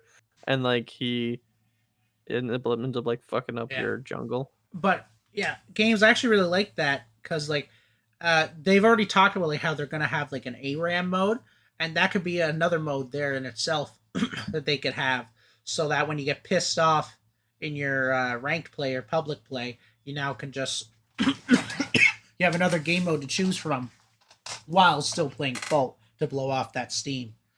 Yeah, I actually think that's a really good idea. Mm.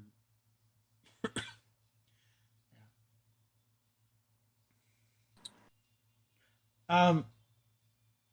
Oh yeah. So about the buffs. Uh.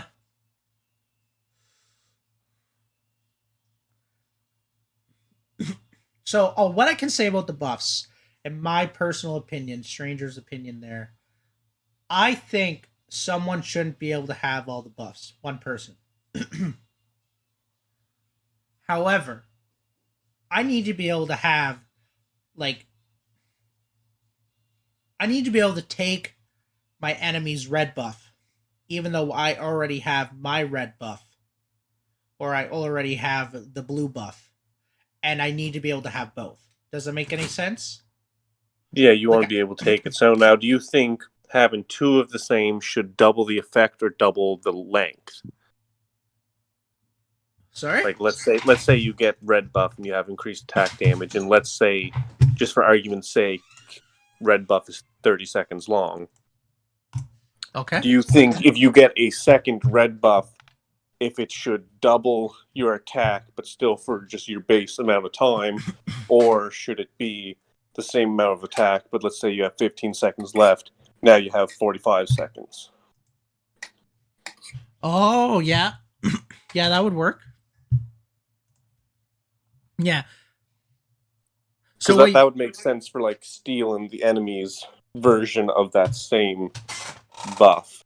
Yeah. But let's say, even if, just to cover all the bases, even if they had the option where you can only have one active buff at a time, Wait a minute. you could still cancel out yours by taking theirs. Like, let's say you can only have one, so you have attack, but then you go in and you steal their blue buff, and now you have increased movement speed, but instead of them being able to have it, like, it just got rid of your attack, and now you have them. Okay.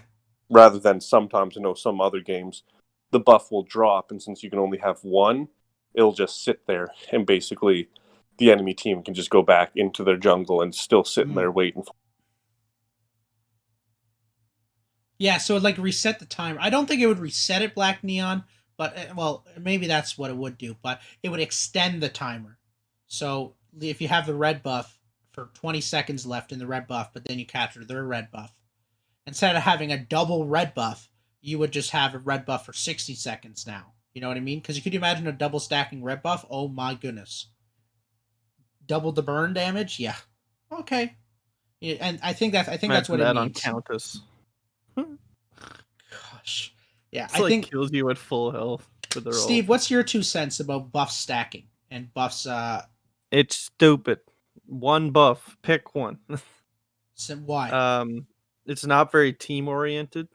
It's relying on variable too much.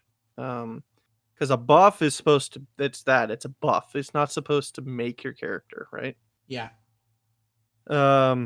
And I think hoarding buffs is kind of dumb. I feel like you encourage a bit more team play when, like, yeah, you can be like, okay, we'll just give, the carry DOT and ability damage buff and, movement speed, and we'll just all, like, keep them alive. It's like, that's kind of dumb. You know what I mean? Like, I feel like, yeah, we'll give, like, the carry, DOT. We'll give the jungle movement speed, and the mid laner, ability damage buff, and the support, the shield buff or something like that. You know what I mean? Like that kind of Yeah. stuff. Yeah. I think it's a bit more tactical and it requires a bit Or more. when people used to spam good job because they were the ADC and you decided that you wanted to go get red buff and they were right behind you trying to get it, and now all of a sudden they're freaking out because they think they own it. Yeah. I see, Steve. I see what you're saying, and I think that was a really good point. And I think like you kind of convinced me that maybe buffs shouldn't stack, but at the same time, I want to be rewarded for taking an enemy buff and not just killing the minion. You know what I mean? And there's I don't, and like I know you might, I know in all reality I could just, well, my teammate can just grab that buff, but sometimes it doesn't work out that way.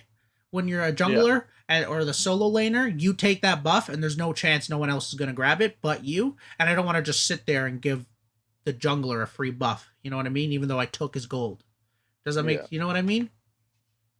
Yeah, so I think that mechanic of absorbing it, and even if it only resets the timer of the buff you currently have active, or I mean, there's a million and one ways to balance that. Yeah. But there has to be incentive to take someone else's, like the opposed enemy's jungle buffs. Yeah. You have to have a reward for that, and it can't just be it. I think it would just be as simple as some buffs stack, some don't. You know what I mean? That's what would happen. And it'd just be something you would have to learn. Because I agree with Steve, it does incentivize team play, and I think that's like the most important thing. But some buffs might need to be able to stack. Or it could just be, some buffs need to be able to stack. Would Prime stack if you already have one?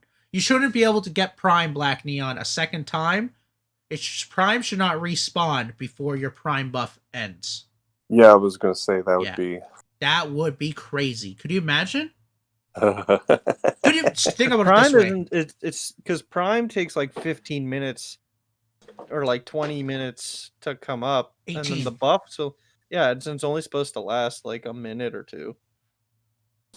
Oh, stack if you had red. Prime would have to stack if you already had the red buff, because like the way I look at it is, so there's minor buffs, which would be like the red buff, but then there's the major buffs, and those are or Prime Raptors. Or Prime and Raptors buff have to be able to also be on your character while a minor buff is also on your character. Like you need to be able to have both at once. Here's a concept, just because I know later on we want to talk about it, so I just want to put a pin in it so I don't forget about it. Mm-hmm. But so imagine if you get an additional buff for however many times your team gets Orb Prime in a game. Like the first time you get Orb Prime, it's what's crazy? Buff, you literally just described the dragons in League of Legends. So literally I don't know. So for anyone that hasn't played League of Legends, so Baron would be the equivalent of Orb Prime, and Raptors would be the equivalent of Dragon in League of Legends. In League of Legends, Dragons gives you a permanent buff for the rest of the game. Yeah, I mean, I don't mean a permanent buff, but more so.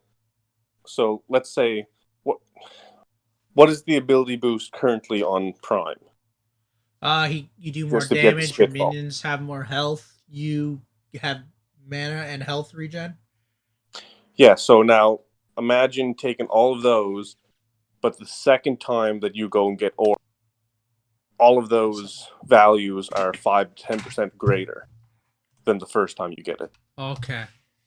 So it's just every time you get it, like, because again, in reality, if it's spawning at 18 minutes, there should only be, let's say, 2 to 3 primes in a game.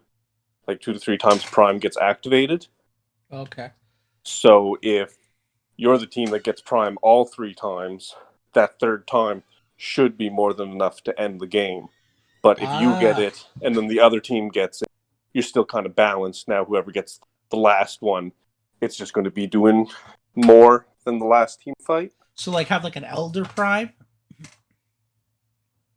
Well, and not even that. It's just like in the game state itself, like it can just tell, like you have just tiers of how many times you beat it. Okay, yeah. So it purely just knows, hey, light team got orb, this is their second time getting the orb values are going to be greater by this amount. Thank you for the follow, Drew. I'm glad you're enjoying the stream. Because again, it's one of those things where, like we've talked about before, we've all played those games where an enemy team can get orb prime, and let's say it's their second or third time getting orb prime, but your team is still just like built better. Like you just objectively, like back with the card system, you just had better cards. So even with orb prime, they still can't touch you, and now you're stuck in limbo. Yeah, it's just ways to make sure you don't get stuck in MOBA limbo where you're playing for an hour plus. Yeah, but the only I see what you're saying, Chandler, and I like it. Sounds like a good idea. Off the top of my head, if I was to just play devil's advocate, wouldn't that make it like crappy for the enemy team though, or like your team? Like, imagine if you were like, "Oh man, the enemy team already got it twice. Why is the even point of getting it once? They're already stronger." You know what I mean?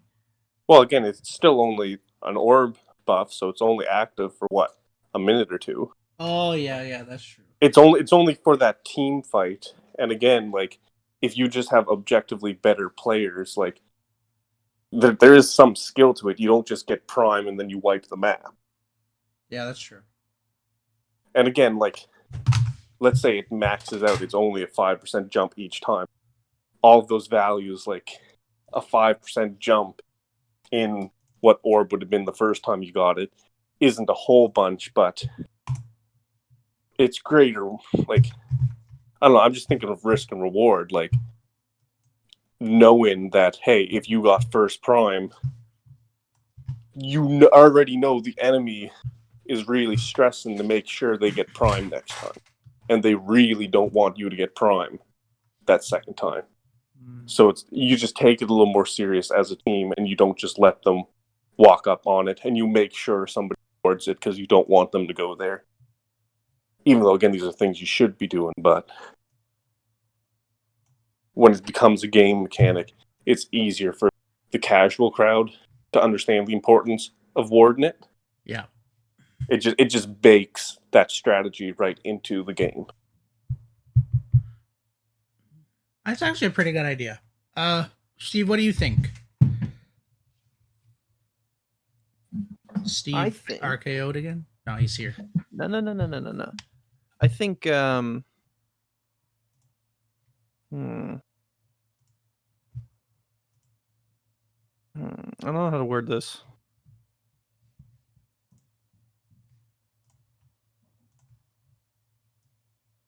Brain taking a shit.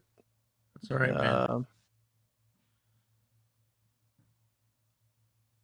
Come back to me. It'll come to me.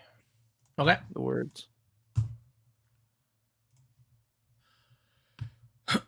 Yeah, Chandler, I think that'd be a pretty good idea, because only thing is you gotta make sure that even if you got the buff once, it's still like extremely beneficial. Because we're talking about Prime, right? Like he is the final boss of the map. Yeah, and I mean, again, so that's the thing. Like, let's say a team has it twice, and the other team only ever had it once. Like, that buff that they got off that second one is still only a 5% greater buff than the team that got it on the third round of orb being up, and it's their first time getting it.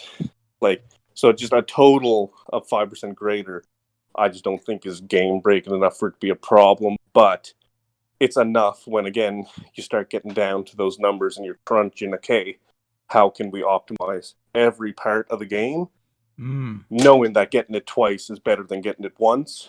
Because right now, each time you get prime, it has the same benefit, other than the fact that obviously, since the characters have been leveling up, their base stats are higher before the buff. Mm-hmm. Which makes, that might be a good idea. Because the last thing you want is you don't want to get into that limbo. Like, yeah, and that's the biggest thing. Like most times in most of these games, orb isn't popping more than 3 times, 3 to 4 times at absolute most. Oh, that's a long game if it's popping 3 times. Exactly, that's what I mean. So it's just, it puts greater stress on making sure you get it twice rather than once. Yeah. No, I think that could be a good idea, and it's one of those things, guys. Like, if you're losing, and they're getting over prime, just like, there's without being like a poor loser. At some point when you're losing and you're not having fun because you're getting pooped on, because everyone has their games where they get pooped on. At some point, you just want the game to be over and you want to go into your next game. You know what I mean? Yeah. And I think that's But what you don't want the Chandler's. penalty of quitting. Yeah. And I think that's what Chandler's trying to say. Like, you know what I mean? Like, if they're grabbing the buff 3 times, like, you know, Clearly, they're doing better than you. yeah, unless they're like, they probably should already have the W by now. Yeah, it should be pretty locked in. Yeah.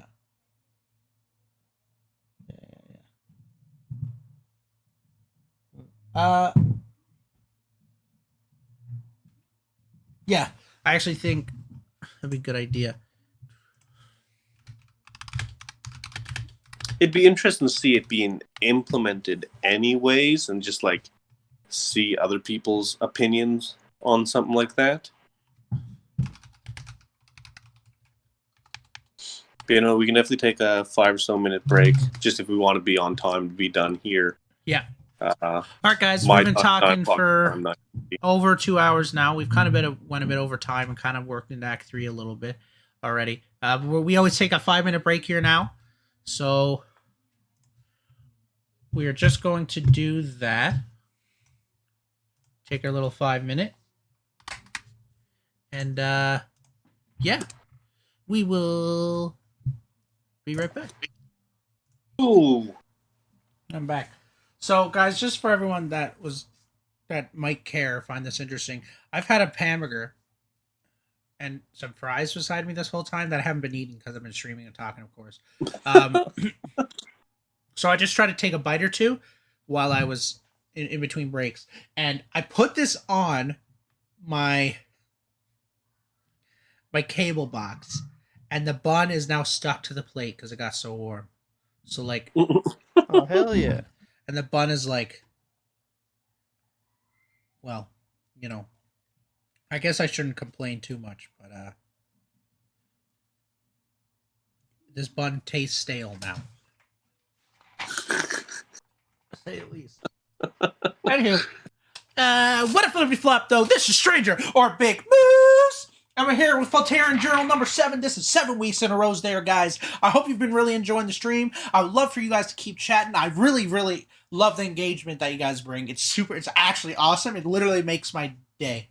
If anyone ever wants to come in and just talk on the stream and talk in voice chat, you can just join the Discord down below and we'll absolutely make that happen. Yeah, so Steve and Chandler, please introduce yourselves. Hey, yo, I'm S.A. Reed, Steven, Best Crunch Mean. You know what it is, boy. Yeah, and once again, me at Gotta Get Swole. And that's boy. It. Yeah. It's lit, bro. So, guys, we're here on to Act 3. We've kind of already talked about it a little bit. As you can see, the topics on the screen there for anyone that has previously tuned in. But that's all right. We're going to keep going. We got a few other things that we can go to. It's currently 7:30, and our plan is to go until 8:10. So we got another 40 minutes of discussion to go into, unless something crazy happens, and we're going to keep going longer. If you've been enjoying the stream, please leave us a follow. We do this once a week, every Saturday. I'll give you a little sneak peek of what I got planned for next Saturday. If everything works out, we may have a few people to interview on the stream. If everything works out properly. I'm not going to say who those names are because nothing's confirmed yet, but it might happen. A few big names in the folk community. pulling Yes, out all the stops. Yeah, so that's what we're gonna try to do. So, we've already talked about hero kits. We went over a few of the hero kits that have been officially released on the Twitter Strange Matter Discord. We talked about Rappers and Fangtooth. We haven't talked about melee carries, and we probably won't at this rate. We talked about top down versus third person. We talked about jungle layout, and jungle layout went into jungle rotations, jungle pathing, and parallel jungle. Is this an idea or is it bust? And then we talked a tiny bit about farming tactics, and Chandler started to transition in there to prime buff changing, which is pretty good. So, yeah.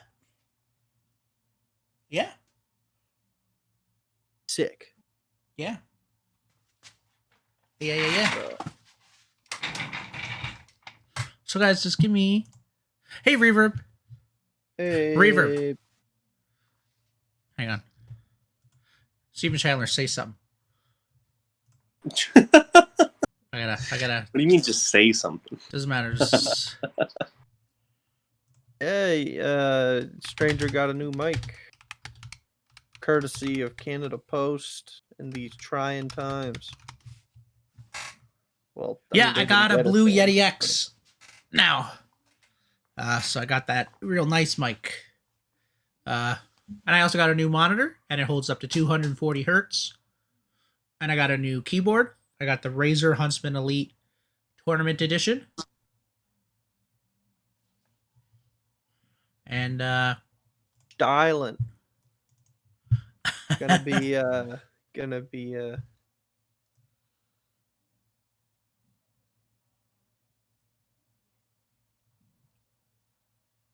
yeah, I tried to do the 240 hertz. And I was playing Overwatch.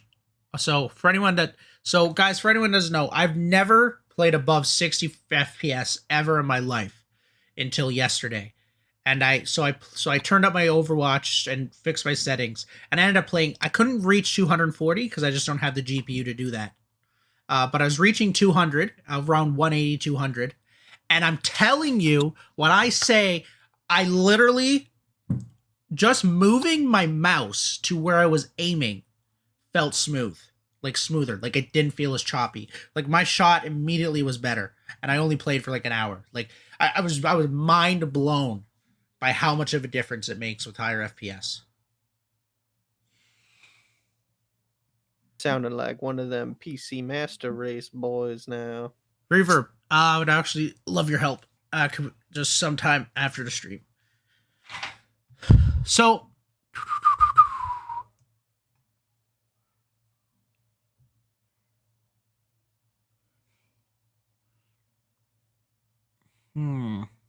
guys, we just have a list of ideas, so I'm just kind of rolling through them there right fast, seeing what.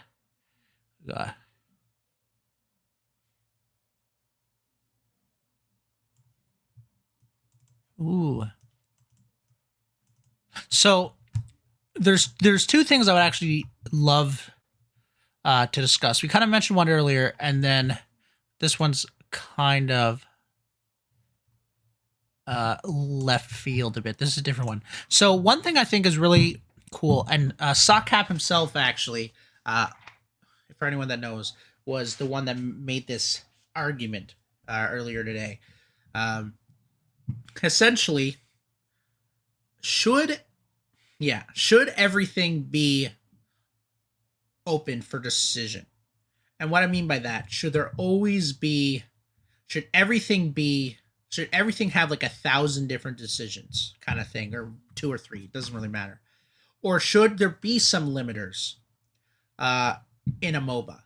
And so what Sockcap was trying to argue, and I wanted to bring it up with stream, see what people say, is Sockcap was arguing that yes, people need free choice. You know what I mean? Just so the game doesn't get stale and stuff. But there are opportunities in MOBAs in particular where some stuff you should have kind of like a restriction to, so that people can get more creative.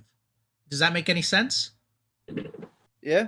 Yeah. So sometimes when you're given a restriction, that's when people's creativity really comes to fruition. And so he was just arguing that he thinks that yes, everything should be for the majority, should be lots of different ideas, but there should be some restrictions to actually incentivize creativity. So what would be an example of that?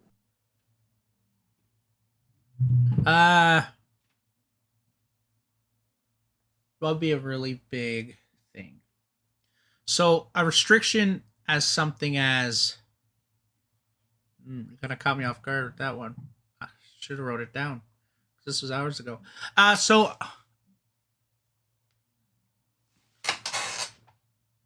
yeah. So a really good way to do that would be that it could be something as simple as like it could be just as Reverb said, something that you can only have one jungle per team. You know what I mean? Because that gives you that restriction of you have to use jungle, but there's nothing that says you can't be creative within that, if that makes any sense. Or if something, but I think he was talking more in-game, like in-game stuff, because he's starting to get kind of like into the in-depth stuff. Reverb there, and we're talking about like jungle pathing was where this restriction idea came from. Actually, was we were talking a lot about jungle pathing. Yeah, or one scrying stone per team. And so I would what if it could be something as simple as like it could be that a buff spawns at a certain time. You know what I mean? Like at a minute 30 seconds that buff's gonna spawn, so you can get creative because of that restriction, if that makes any sense. Or it could be something as when you get to the high level again, play, whenever you have a restriction, people. Or it could be something more in depth like this. Like as I was saying earlier, if you're playing Kai, you have to go for an early gank because you have to get ahead because you fall off later in the game. If you're not taking the time to take that early gank, you're just not playing Kai to his full potential. You know what I mean? So that is something you like kind of have to do in a sense. Like you don't have to, but like at the top level, it's going to feel like you have to do that. You know what I mean? But that's where the creativity comes in, because if the enemy team knows you have to gank, now the creativity has to come in, because you have to, where are you going to gank? How are you going to gank? You know what I mean? So on and so forth. In between a certain amount of time, when exactly are they going to gank? And that's where the creativity really comes in. Does that make any sense?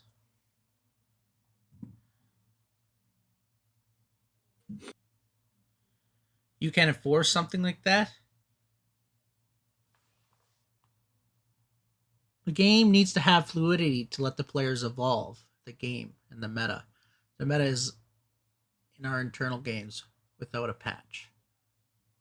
You can force something like that. It's up to the players. Oh, yeah. Yeah. And the last thing, no one wants to see a triple ADC meta or a tank meta. That kind of stuff is never fun.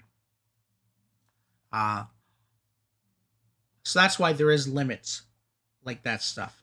So could you imagine and it did happen in Monolith for a bit, where it was all about there was a tank meta where everyone ran a tank, besides like the ADC of course but everyone was beefier because that was just the meta, and it's just not as fun.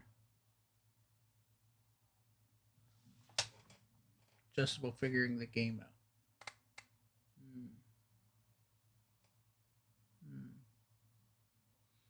Steven Chandler, what do you guys think? Well, I'm just thinking. I mean, that's one of the biggest things, like, because I played Overwatch when it launched, and then, like, I still play Overwatch here and there now. Like, one of the things that I always was very happy about was once they implemented that system when you're in matchmaking, and you decide right away if you want to be a tank or a support or anything like that. And just, like, going into games, no matter what, you know for sure your team has 2 tanks, Mm-hmm. I don't know. It just always made it more enjoyable for me. Yeah, and Reverb just made a good point. Like another thing, especially when it comes to this creativity thing, is people are gonna get better as they play the game more. So like in Paragon, since it's going into season 0, or Fault's going into season 0. I just said Paragon. Paragon's dead. Season 0 of Fault is going, like, the majority of people are going to be newbie. But then once we go into season 1 of Fault, the competition's going to slightly get better, and so on and so forth. And that's why. And then if you can ever make it to the 10-year mark, like League of Legends has, the level of competition is going to be a lot higher than it will be at season 0. And because of that, the meta is going to naturally change over time. And in a sense, a meta is a restriction. You know what I mean? Because like if you're not doing meta things, not saying it's a bad idea, but it most likely is in that patch or that way, or the current way people play, or whatever it may be. You know what I mean?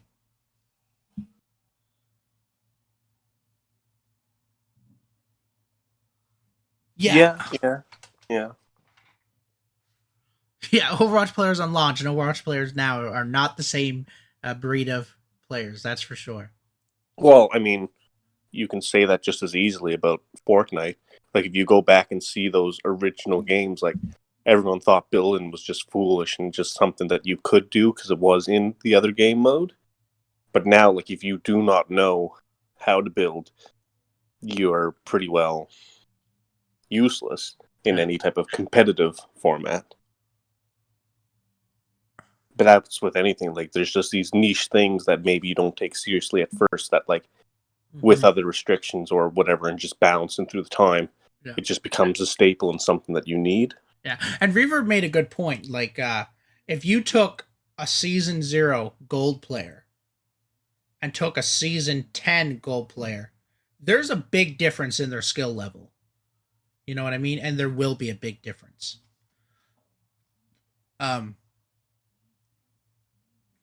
Yeah, so there will just be a big difference. And my biggest example that I can give is with Rocket League. Like in season 1 of Rocket League, no one even knew how to do a flip reset. But if you're diamond level or higher, not even grand champ level in Rocket League, and you probably know how to do a flip reset. But what's really separating the grand champ level and a diamond level? You know what I mean? That's like separating a silver player and a plat player. Like, that's how big of a difference it is. It's actually a bigger difference than that. But yeah, that's kind of the big thing. To where in season 1, not even grand champs were doing flip resets. And for anyone that doesn't know what a flip reset is just imagine doing a 360 MLG no scope trick shot with a vehicle. That's literally what a flip reset is. And they do that at the pro level in Rocket League. And they do and below the pro level. It's actually crazy. It's actually the most mechanical thing you would ever do in your entire life. And it'll take you 200 hours before you can ever do it. Of practice.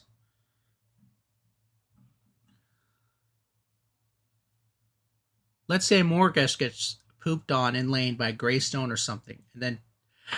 And that team wins.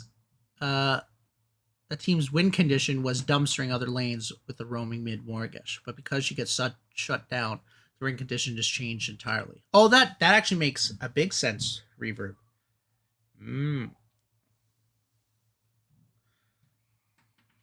Itchy. I don't know. And you know what's crazy? Most of the pros in Rocket League are people that played back when it was called. Steve, what was Rocket League called before it was called Rocket League? Supersonic Acrobatic Rocket Powered Battle Cars. Supersonic Acrobatic Rocket Powered Battle Cars. And it was on the PS3. It wasn't even on PC at the time. That shit was fire, bro. Way back. So you think new characters are really going to bring that much of a meta change, Reverb? So every time a new character comes out, the meta's going to kind of do a 180. Please, God, no, not again. I hate that shit. Yeah, but that happens. Like, it's going to change. You know what I mean? And they do got to get the formula down for the game. Reverb, we were talking yesterday because you were in that alpha chat for a bit too, and they were saying that that's what they're doing now. They're working on this game stability to make it fun and playable, and then once they get that down, then they're going to work on adding more minor mechanics to add the depth and flavor to the game, which I think is perfect. You know what I mean? It's not like we're not even into season 0 yet, guys. Like we got a long way to go. You know what I mean? Yeah, the thing is, you don't want a cake with real good icing, but the cake itself is bland. It's all well and good if it looks good, but if there's no substance to it, yeah, what's the point? I mean, like, how are you supposed to build a house with no foundation? You know what I'm saying? Like, you don't start. The foundation always looks the same. It's the designing in the house after that comes that. I like the comes cake after. analogy better. I'm really Yeah, hungry. but I fucking hate cake. Wow, I didn't know you hated then. democracy too, Greg. Jesus. You know what? What the fuck? Cake is gross. Period. You're fucking gross. Roast. You don't have to like What? me, but I do not like What? great cake. Cake is nasty. Bro. Whack. See, I can eat Reverb pound cake agrees. every day of my And you know life. what the difference between me and Reverb is? And you and Steve, we're built different. And you know what I mean? We're just better at food than you two. That's the difference. We're built different. Yeah. You hear me, Steve? Built different. Anywho, we got way sidetracked. Kind of show we run. Will here. Steel Shield buff you with a shield like in Legacy again? No. I don't think so. Not at the moment. Unless they change it. Oof. You know what? Meet me on the fault line, dude. You See meet me who on the your fault real line. friends are. Yeah, see? All See, I did people was who call like you cake grub. all got each other's back. Like people who hate cake, lawless. Chaotic neutral. Wow. These are your men. I'm just saying. Ain't no one hitting a Decker stun the way I'm hitting a Decker stun. I could do better than you. No, you couldn't. No, you couldn't.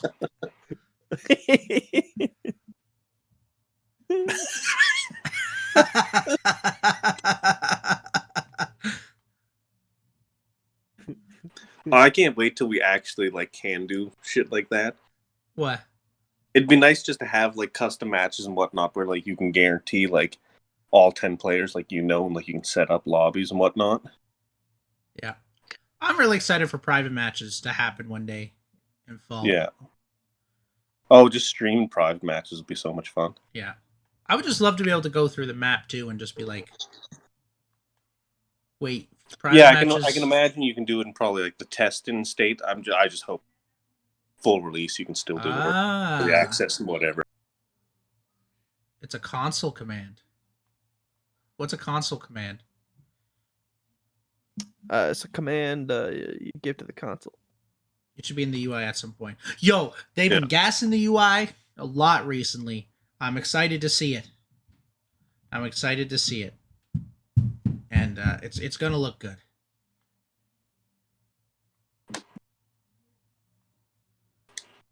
I want servers to be set up in a way if the game gets a server update or God forbid shuts down, you can still play it.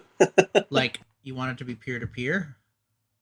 Is that what you're trying to say? I mean, Call of Duty 2 still has servers. You know what I mean?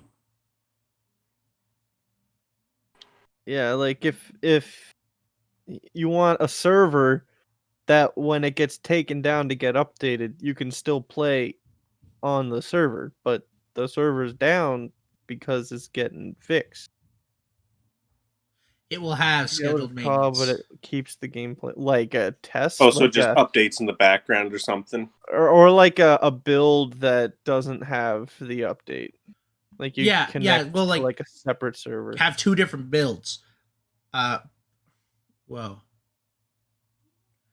4 a.m. This is Corona time, Reverb. I'll be awake then.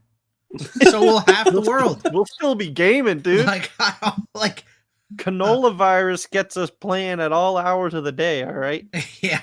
We'll always be inconvenienced. Corona time has changed the way I've thought about schedules.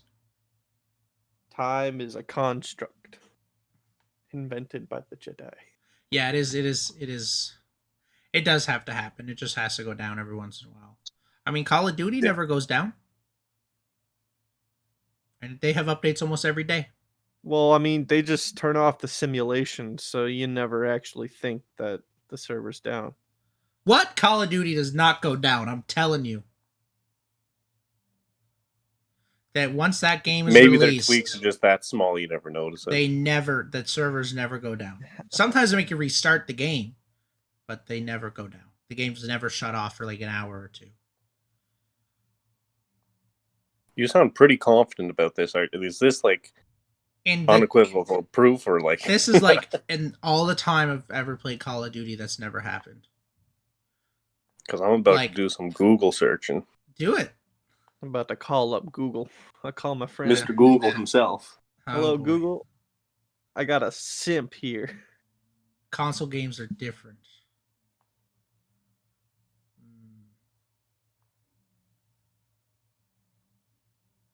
Yo, you just murdered that bear. Yeah, it's because Boris sucks. Like, do you see this? Like, do you see how newbie I am? Okay, look. Actually, while this is up, I'm gonna do something.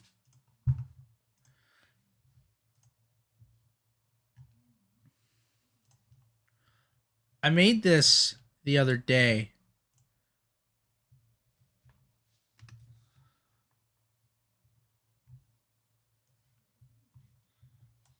And this is essentially how I feel day 1 of Fault versus day 30. Wait.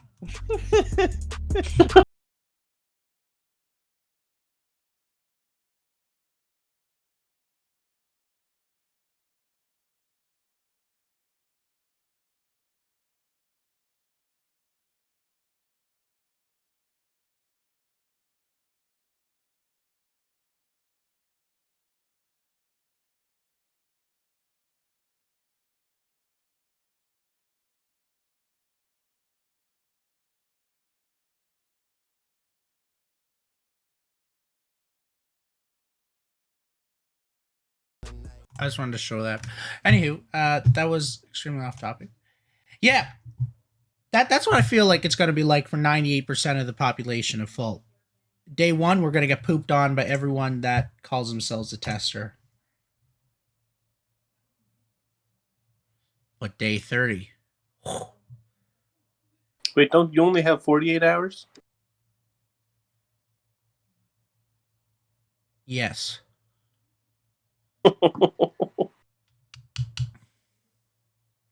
That's true. Calls themselves a tester. It isn't because they actually are testers. It's extremely hard judging Itchy. How much health people have.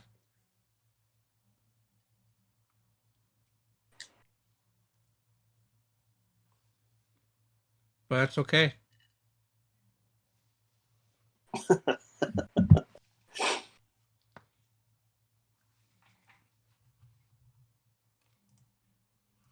So, guys, I guess this is a good time to ask. I usually never do this, but I'll do this now.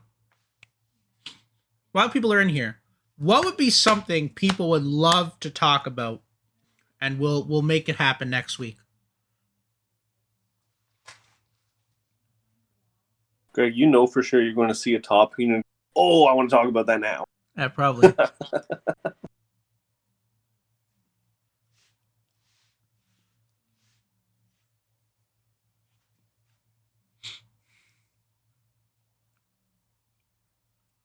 In early monoliths, every 3 bars of health totaled up to 1,200 health. Oh. I actually didn't know that, so. Wow.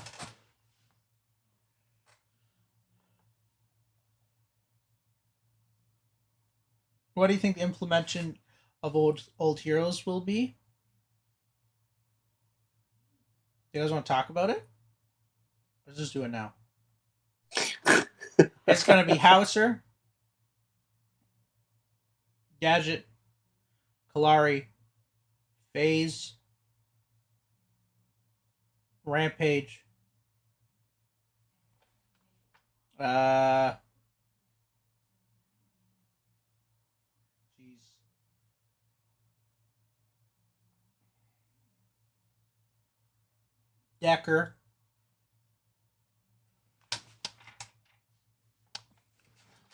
Decker, uh,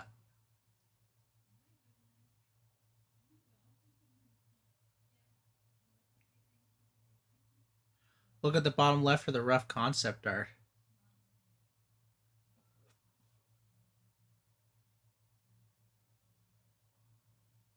Oh, you mean like the bottom left of the current video on stream? Yeah, so Decker,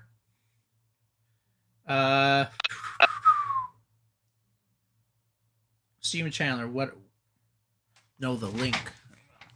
Reverb, if you tried to put a link in the chat, I don't think it showed up. You might have to put it in the Faultarian. Oh, Greg, do you have your settings where people can't put links in the chat? Yeah, I think so. Fucking whack, bruh. I think He put it in the chat. He put it in the There you go. Discord.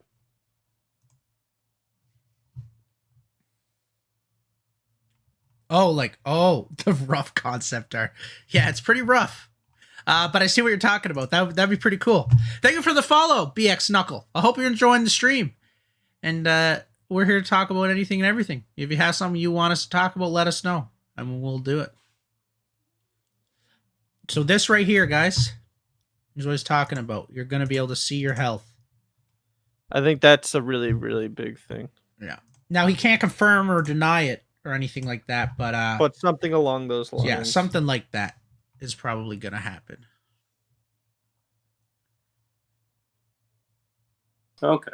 So, it's not your health. It's going to be the health of neutral. Yeah, it's like if you're whoever you're aiming at. That'd be really cool, actually.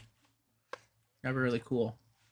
Yeah, because you don't want to muddy it up and like put it actually in front of the character. Mm-hmm. It's just no good if it's in an area like that where it's kind of off the side. So it should have champion specific HP. Yeah, that would actually be awesome. Because then I can get full nerd and know I can one shot him with my Bellica ult or something. That'll help with like last hit. Sometimes I'd have to try it before if I hate it or dislike it. See, like something, yeah. When you target something, it has an orange outline. That's actually cool. That's really cool. I'm so excited to see what they are doing with the maps, guys. We're definitely gonna have static minions, jungle minions. That much is for sure. Oh, okay. Awesome. Yeah, we're definitely gonna have static minions. What else are we gonna see from the jungle, you think? Big raptors, maybe? An elder raptor? That gives a perma buff like League of Legends? Come on, tell me that isn't like the coolest idea I've ever heard. Like, no one likes Gold Fury. Like, come on.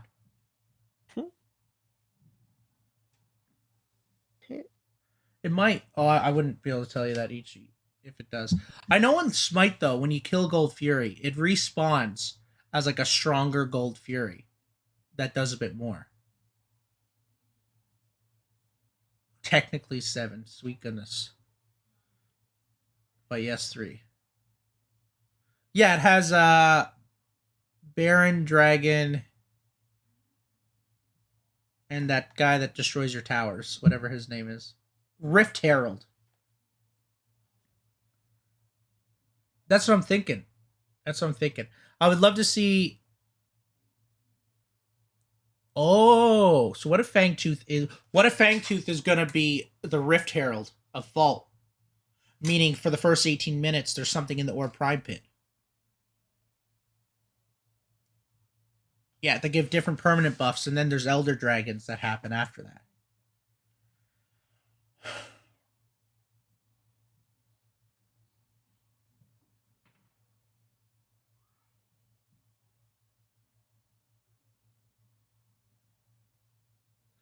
Oh, so that's what happens. So Gold Fury is the one. So you kill Gold Fury, it respawns as Primal Fury, which gives you a perma buff, and then after you kill that, and each time it respawns is bigger. And I know in like the Fire Giant, after 30 minutes to smite, becomes the enhanced Fire Giant, which is just a beefier Fire Giant that gives you a bigger buff. Now we're on to the Jungle Boss. I think that would be a really good idea. What do you guys think? Would you like to see Fangtooth as the Rift Herald of Fault? Do you guys know what Rift Herald is? Steve Chandler? Qu'est-ce que Yeah, c'est? I mean, It's just having more targets is nice. Like, I'm never going to be upset about that. yeah. You don't think it has a place in Fault? Ooh, why not? While Rever's typing, I'll just explain. Rift Herald is actually in the Baron pit, so Baron would be the equivalent of Orb Prime. Before Baron spawns in League of Legends, so when you kill Rift Herald, it actually runs down whatever lane you decide and helps you kill towers. It's like it's not as strong as Dragon or Baron is, but it is a major buff. If that makes any sense. They have it in Overprime? Yeah, I know what you're talking about. They do have it in Overprime, and it is foolish, to say the least. It is foolish.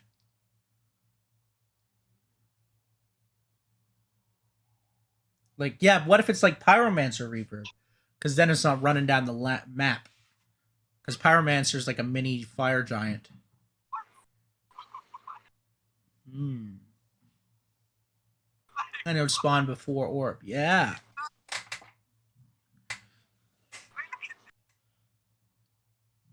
There's like 98 different buffs in Smite, though. Smite's kind of going crazy now in 2020.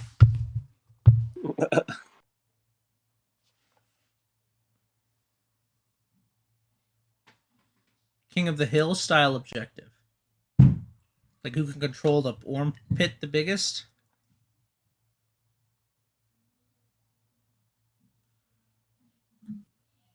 I definitely feel like the more game modes, the better, like longevity-wise. Yeah.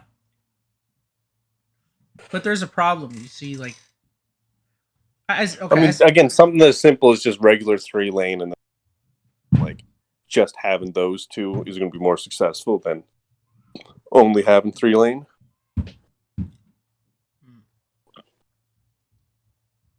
What if Fault decides to go down to 4v4?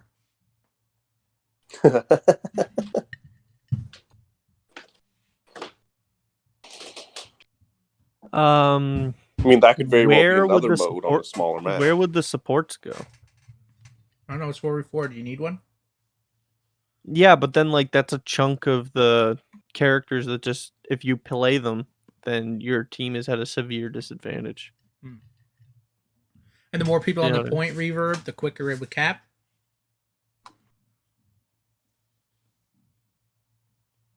That might be a really cool idea.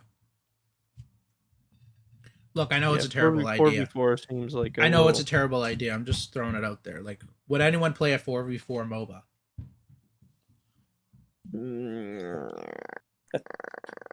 I mean, Joust 3v3 was kind of cool, but like... No, it wasn't. Joust sucks. What?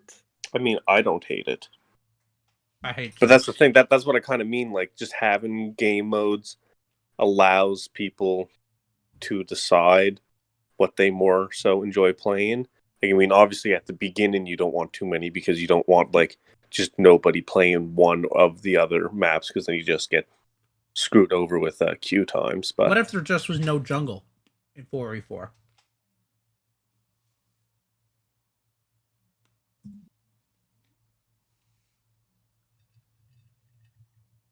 okay, yeah. I like Arena. I'm a big fan. It would definitely have to be, yeah.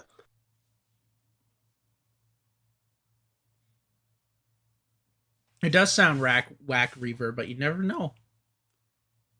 People thought ARAM was whack when it first came out too. Well, look at that. All random, all It's mid. still whack. I was gonna say people thought battle royales were weird, and then all of a sudden now COD has a battle royale. So I mean, like, there's definitely game modes that at first it's kind of weird, but like if you turn it into something bigger and you make it more.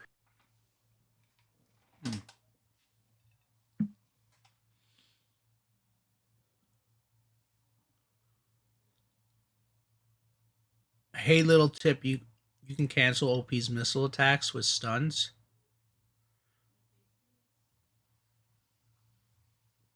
I just learned something. I was gonna say, where in the game does it tell you can do that? That's what I'm talking about, dude. Like, you know what? Reaver's gonna have to teach me. I have to be a successor. That's how it's gonna be. Yo, Greg, why do you only show Narbash gameplay? Because they didn't play a MOBA for 2 fucking years, and you think I really remembered anyone else? Yeah, but I Steve, I had, saw like- you playing games with other characters. I mean, not that good, but you were playing them. I'm a one-trick pony. Damn. Just wait till Decker comes out. You haven't seen One Trick yet. 2-trick pony. River. Yeah, you were playing Murdoch. I remember you playing No, Murdoch. I wasn't. I don't know what you're talking about. Like at the very end of the stream, after like 23 hours off, went by, Steve. you Where you don't hit a single shot.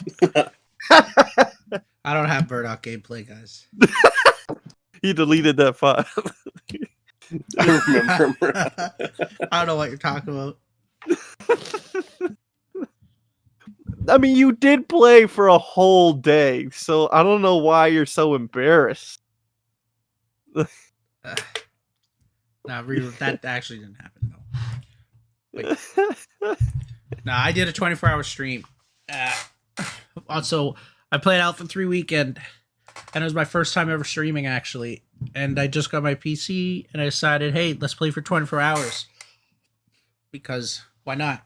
How did Lisa feel about that, by the way? She supported me. Are you kidding me? She cooked me dinner and everything. What the fuck? Why do you... How? Oh yeah, no, just keep yes, playing your game. you can choose an icon if you know what they mean, because no one did. Besides, no one knew what the icons meant in the Alpha 3 weekend, to be honest. But yeah, you could.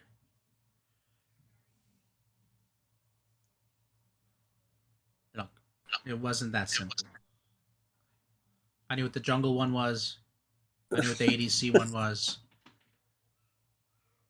That's it. One was a bow and arrow. Heart looking shit was a support. Yeah, ADC was easy. Like that, obviously, you just had to bump The out. jungle, was it the same ones from Paragon? Because the jungle was like the divine tangly looking one. I remember that shit. Yeah. The creepy warlock looking thing. The fuck does a warlock That's look what I'm like? saying. Like, what are we playing? Destiny here? Off lane is a shield. It was pretty simple. Yeah.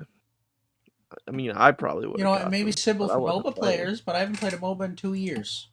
Yeah, I was going to say, you kind of have to make a game for the masses. You can't expect it from the people who actually know what they're doing. I think that was part of the problem of why we have Paragon, because again, I mean, it was purely Destiny's doing expected that pretty you good. knew what it was.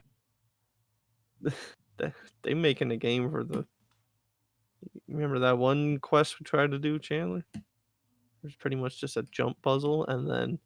Which quest was it? climb Was a it the wall. Whisper, or was it... Yeah, the Whisper of the fucking Worm, dude. Yeah, Like, I did that. I got the... You did that? Yeah, I even did the hard mode of it. What the fuck? You know what's crazy? That wasn't the most difficult one. There was another gun in the game, and it was hard, and then the hard mode was insane. And the hard mode I've only ever completed once. I forget exactly what it was. I'll send you gameplay later. It was crazy. Okay, I think I might know what you're talking about, but send it to me anyways.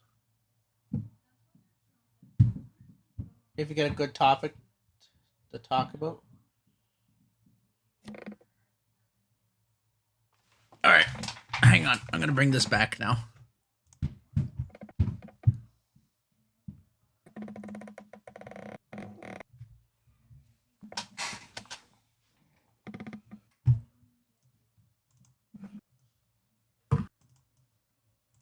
I was gonna say we're here at that 3-hour mark now, anyways. Are we? Yeah, we Yeah. just kind of spitballed a little bit. We just kind of spitballed a little bit there now, Yes. didn't we? I mean, Greg, if you want to stay up chatting us, I was gonna say good, there's no but reason why you can't continue. No, I no, got, no, I do this with you guys only. Hell yeah. hell yeah, This bro. is our thing. I got work in the I morning. mean, you'll probably still be streaming later, anyways, Steve, right? you Playing don't- games. You make bagels. Yeah, but I gotta get up at 6:30. Yeah, that sucks. Okay. Okay, guys. The last little bit was just I don't really know what that was. That wasn't really anything. But it was fun. I enjoyed it. I enjoyed talking to the chat and everything. We do this once a week. I hope you guys enjoyed the stream. If you did, please leave a follow. And Steve and Chandler, just say your goodbyes, and then we'll get it over. Fairly well, love. Another Fairly productive well. one. Lots to talk about. Definitely lots to talk about next time. Got some new ideas now, so that's I It's nice tune in getting next. We different do this people's every opinions. Saturday, and we're looking into trying to get a few people to come on stream and talk with us next week. Yeah, we trying to ask the tough questions and the easy questions too. Yeah, anything. And the fun questions. Don't be afraid to be toxic, because I'll answer your question. Because we gonna be Like, we're gonna be toxic right back. no. Okay. We're gonna get banned on Twitch, bro. All right, everybody. We're gonna end it there now. I hope everyone was enjoying it. I'll leave you guys with a song.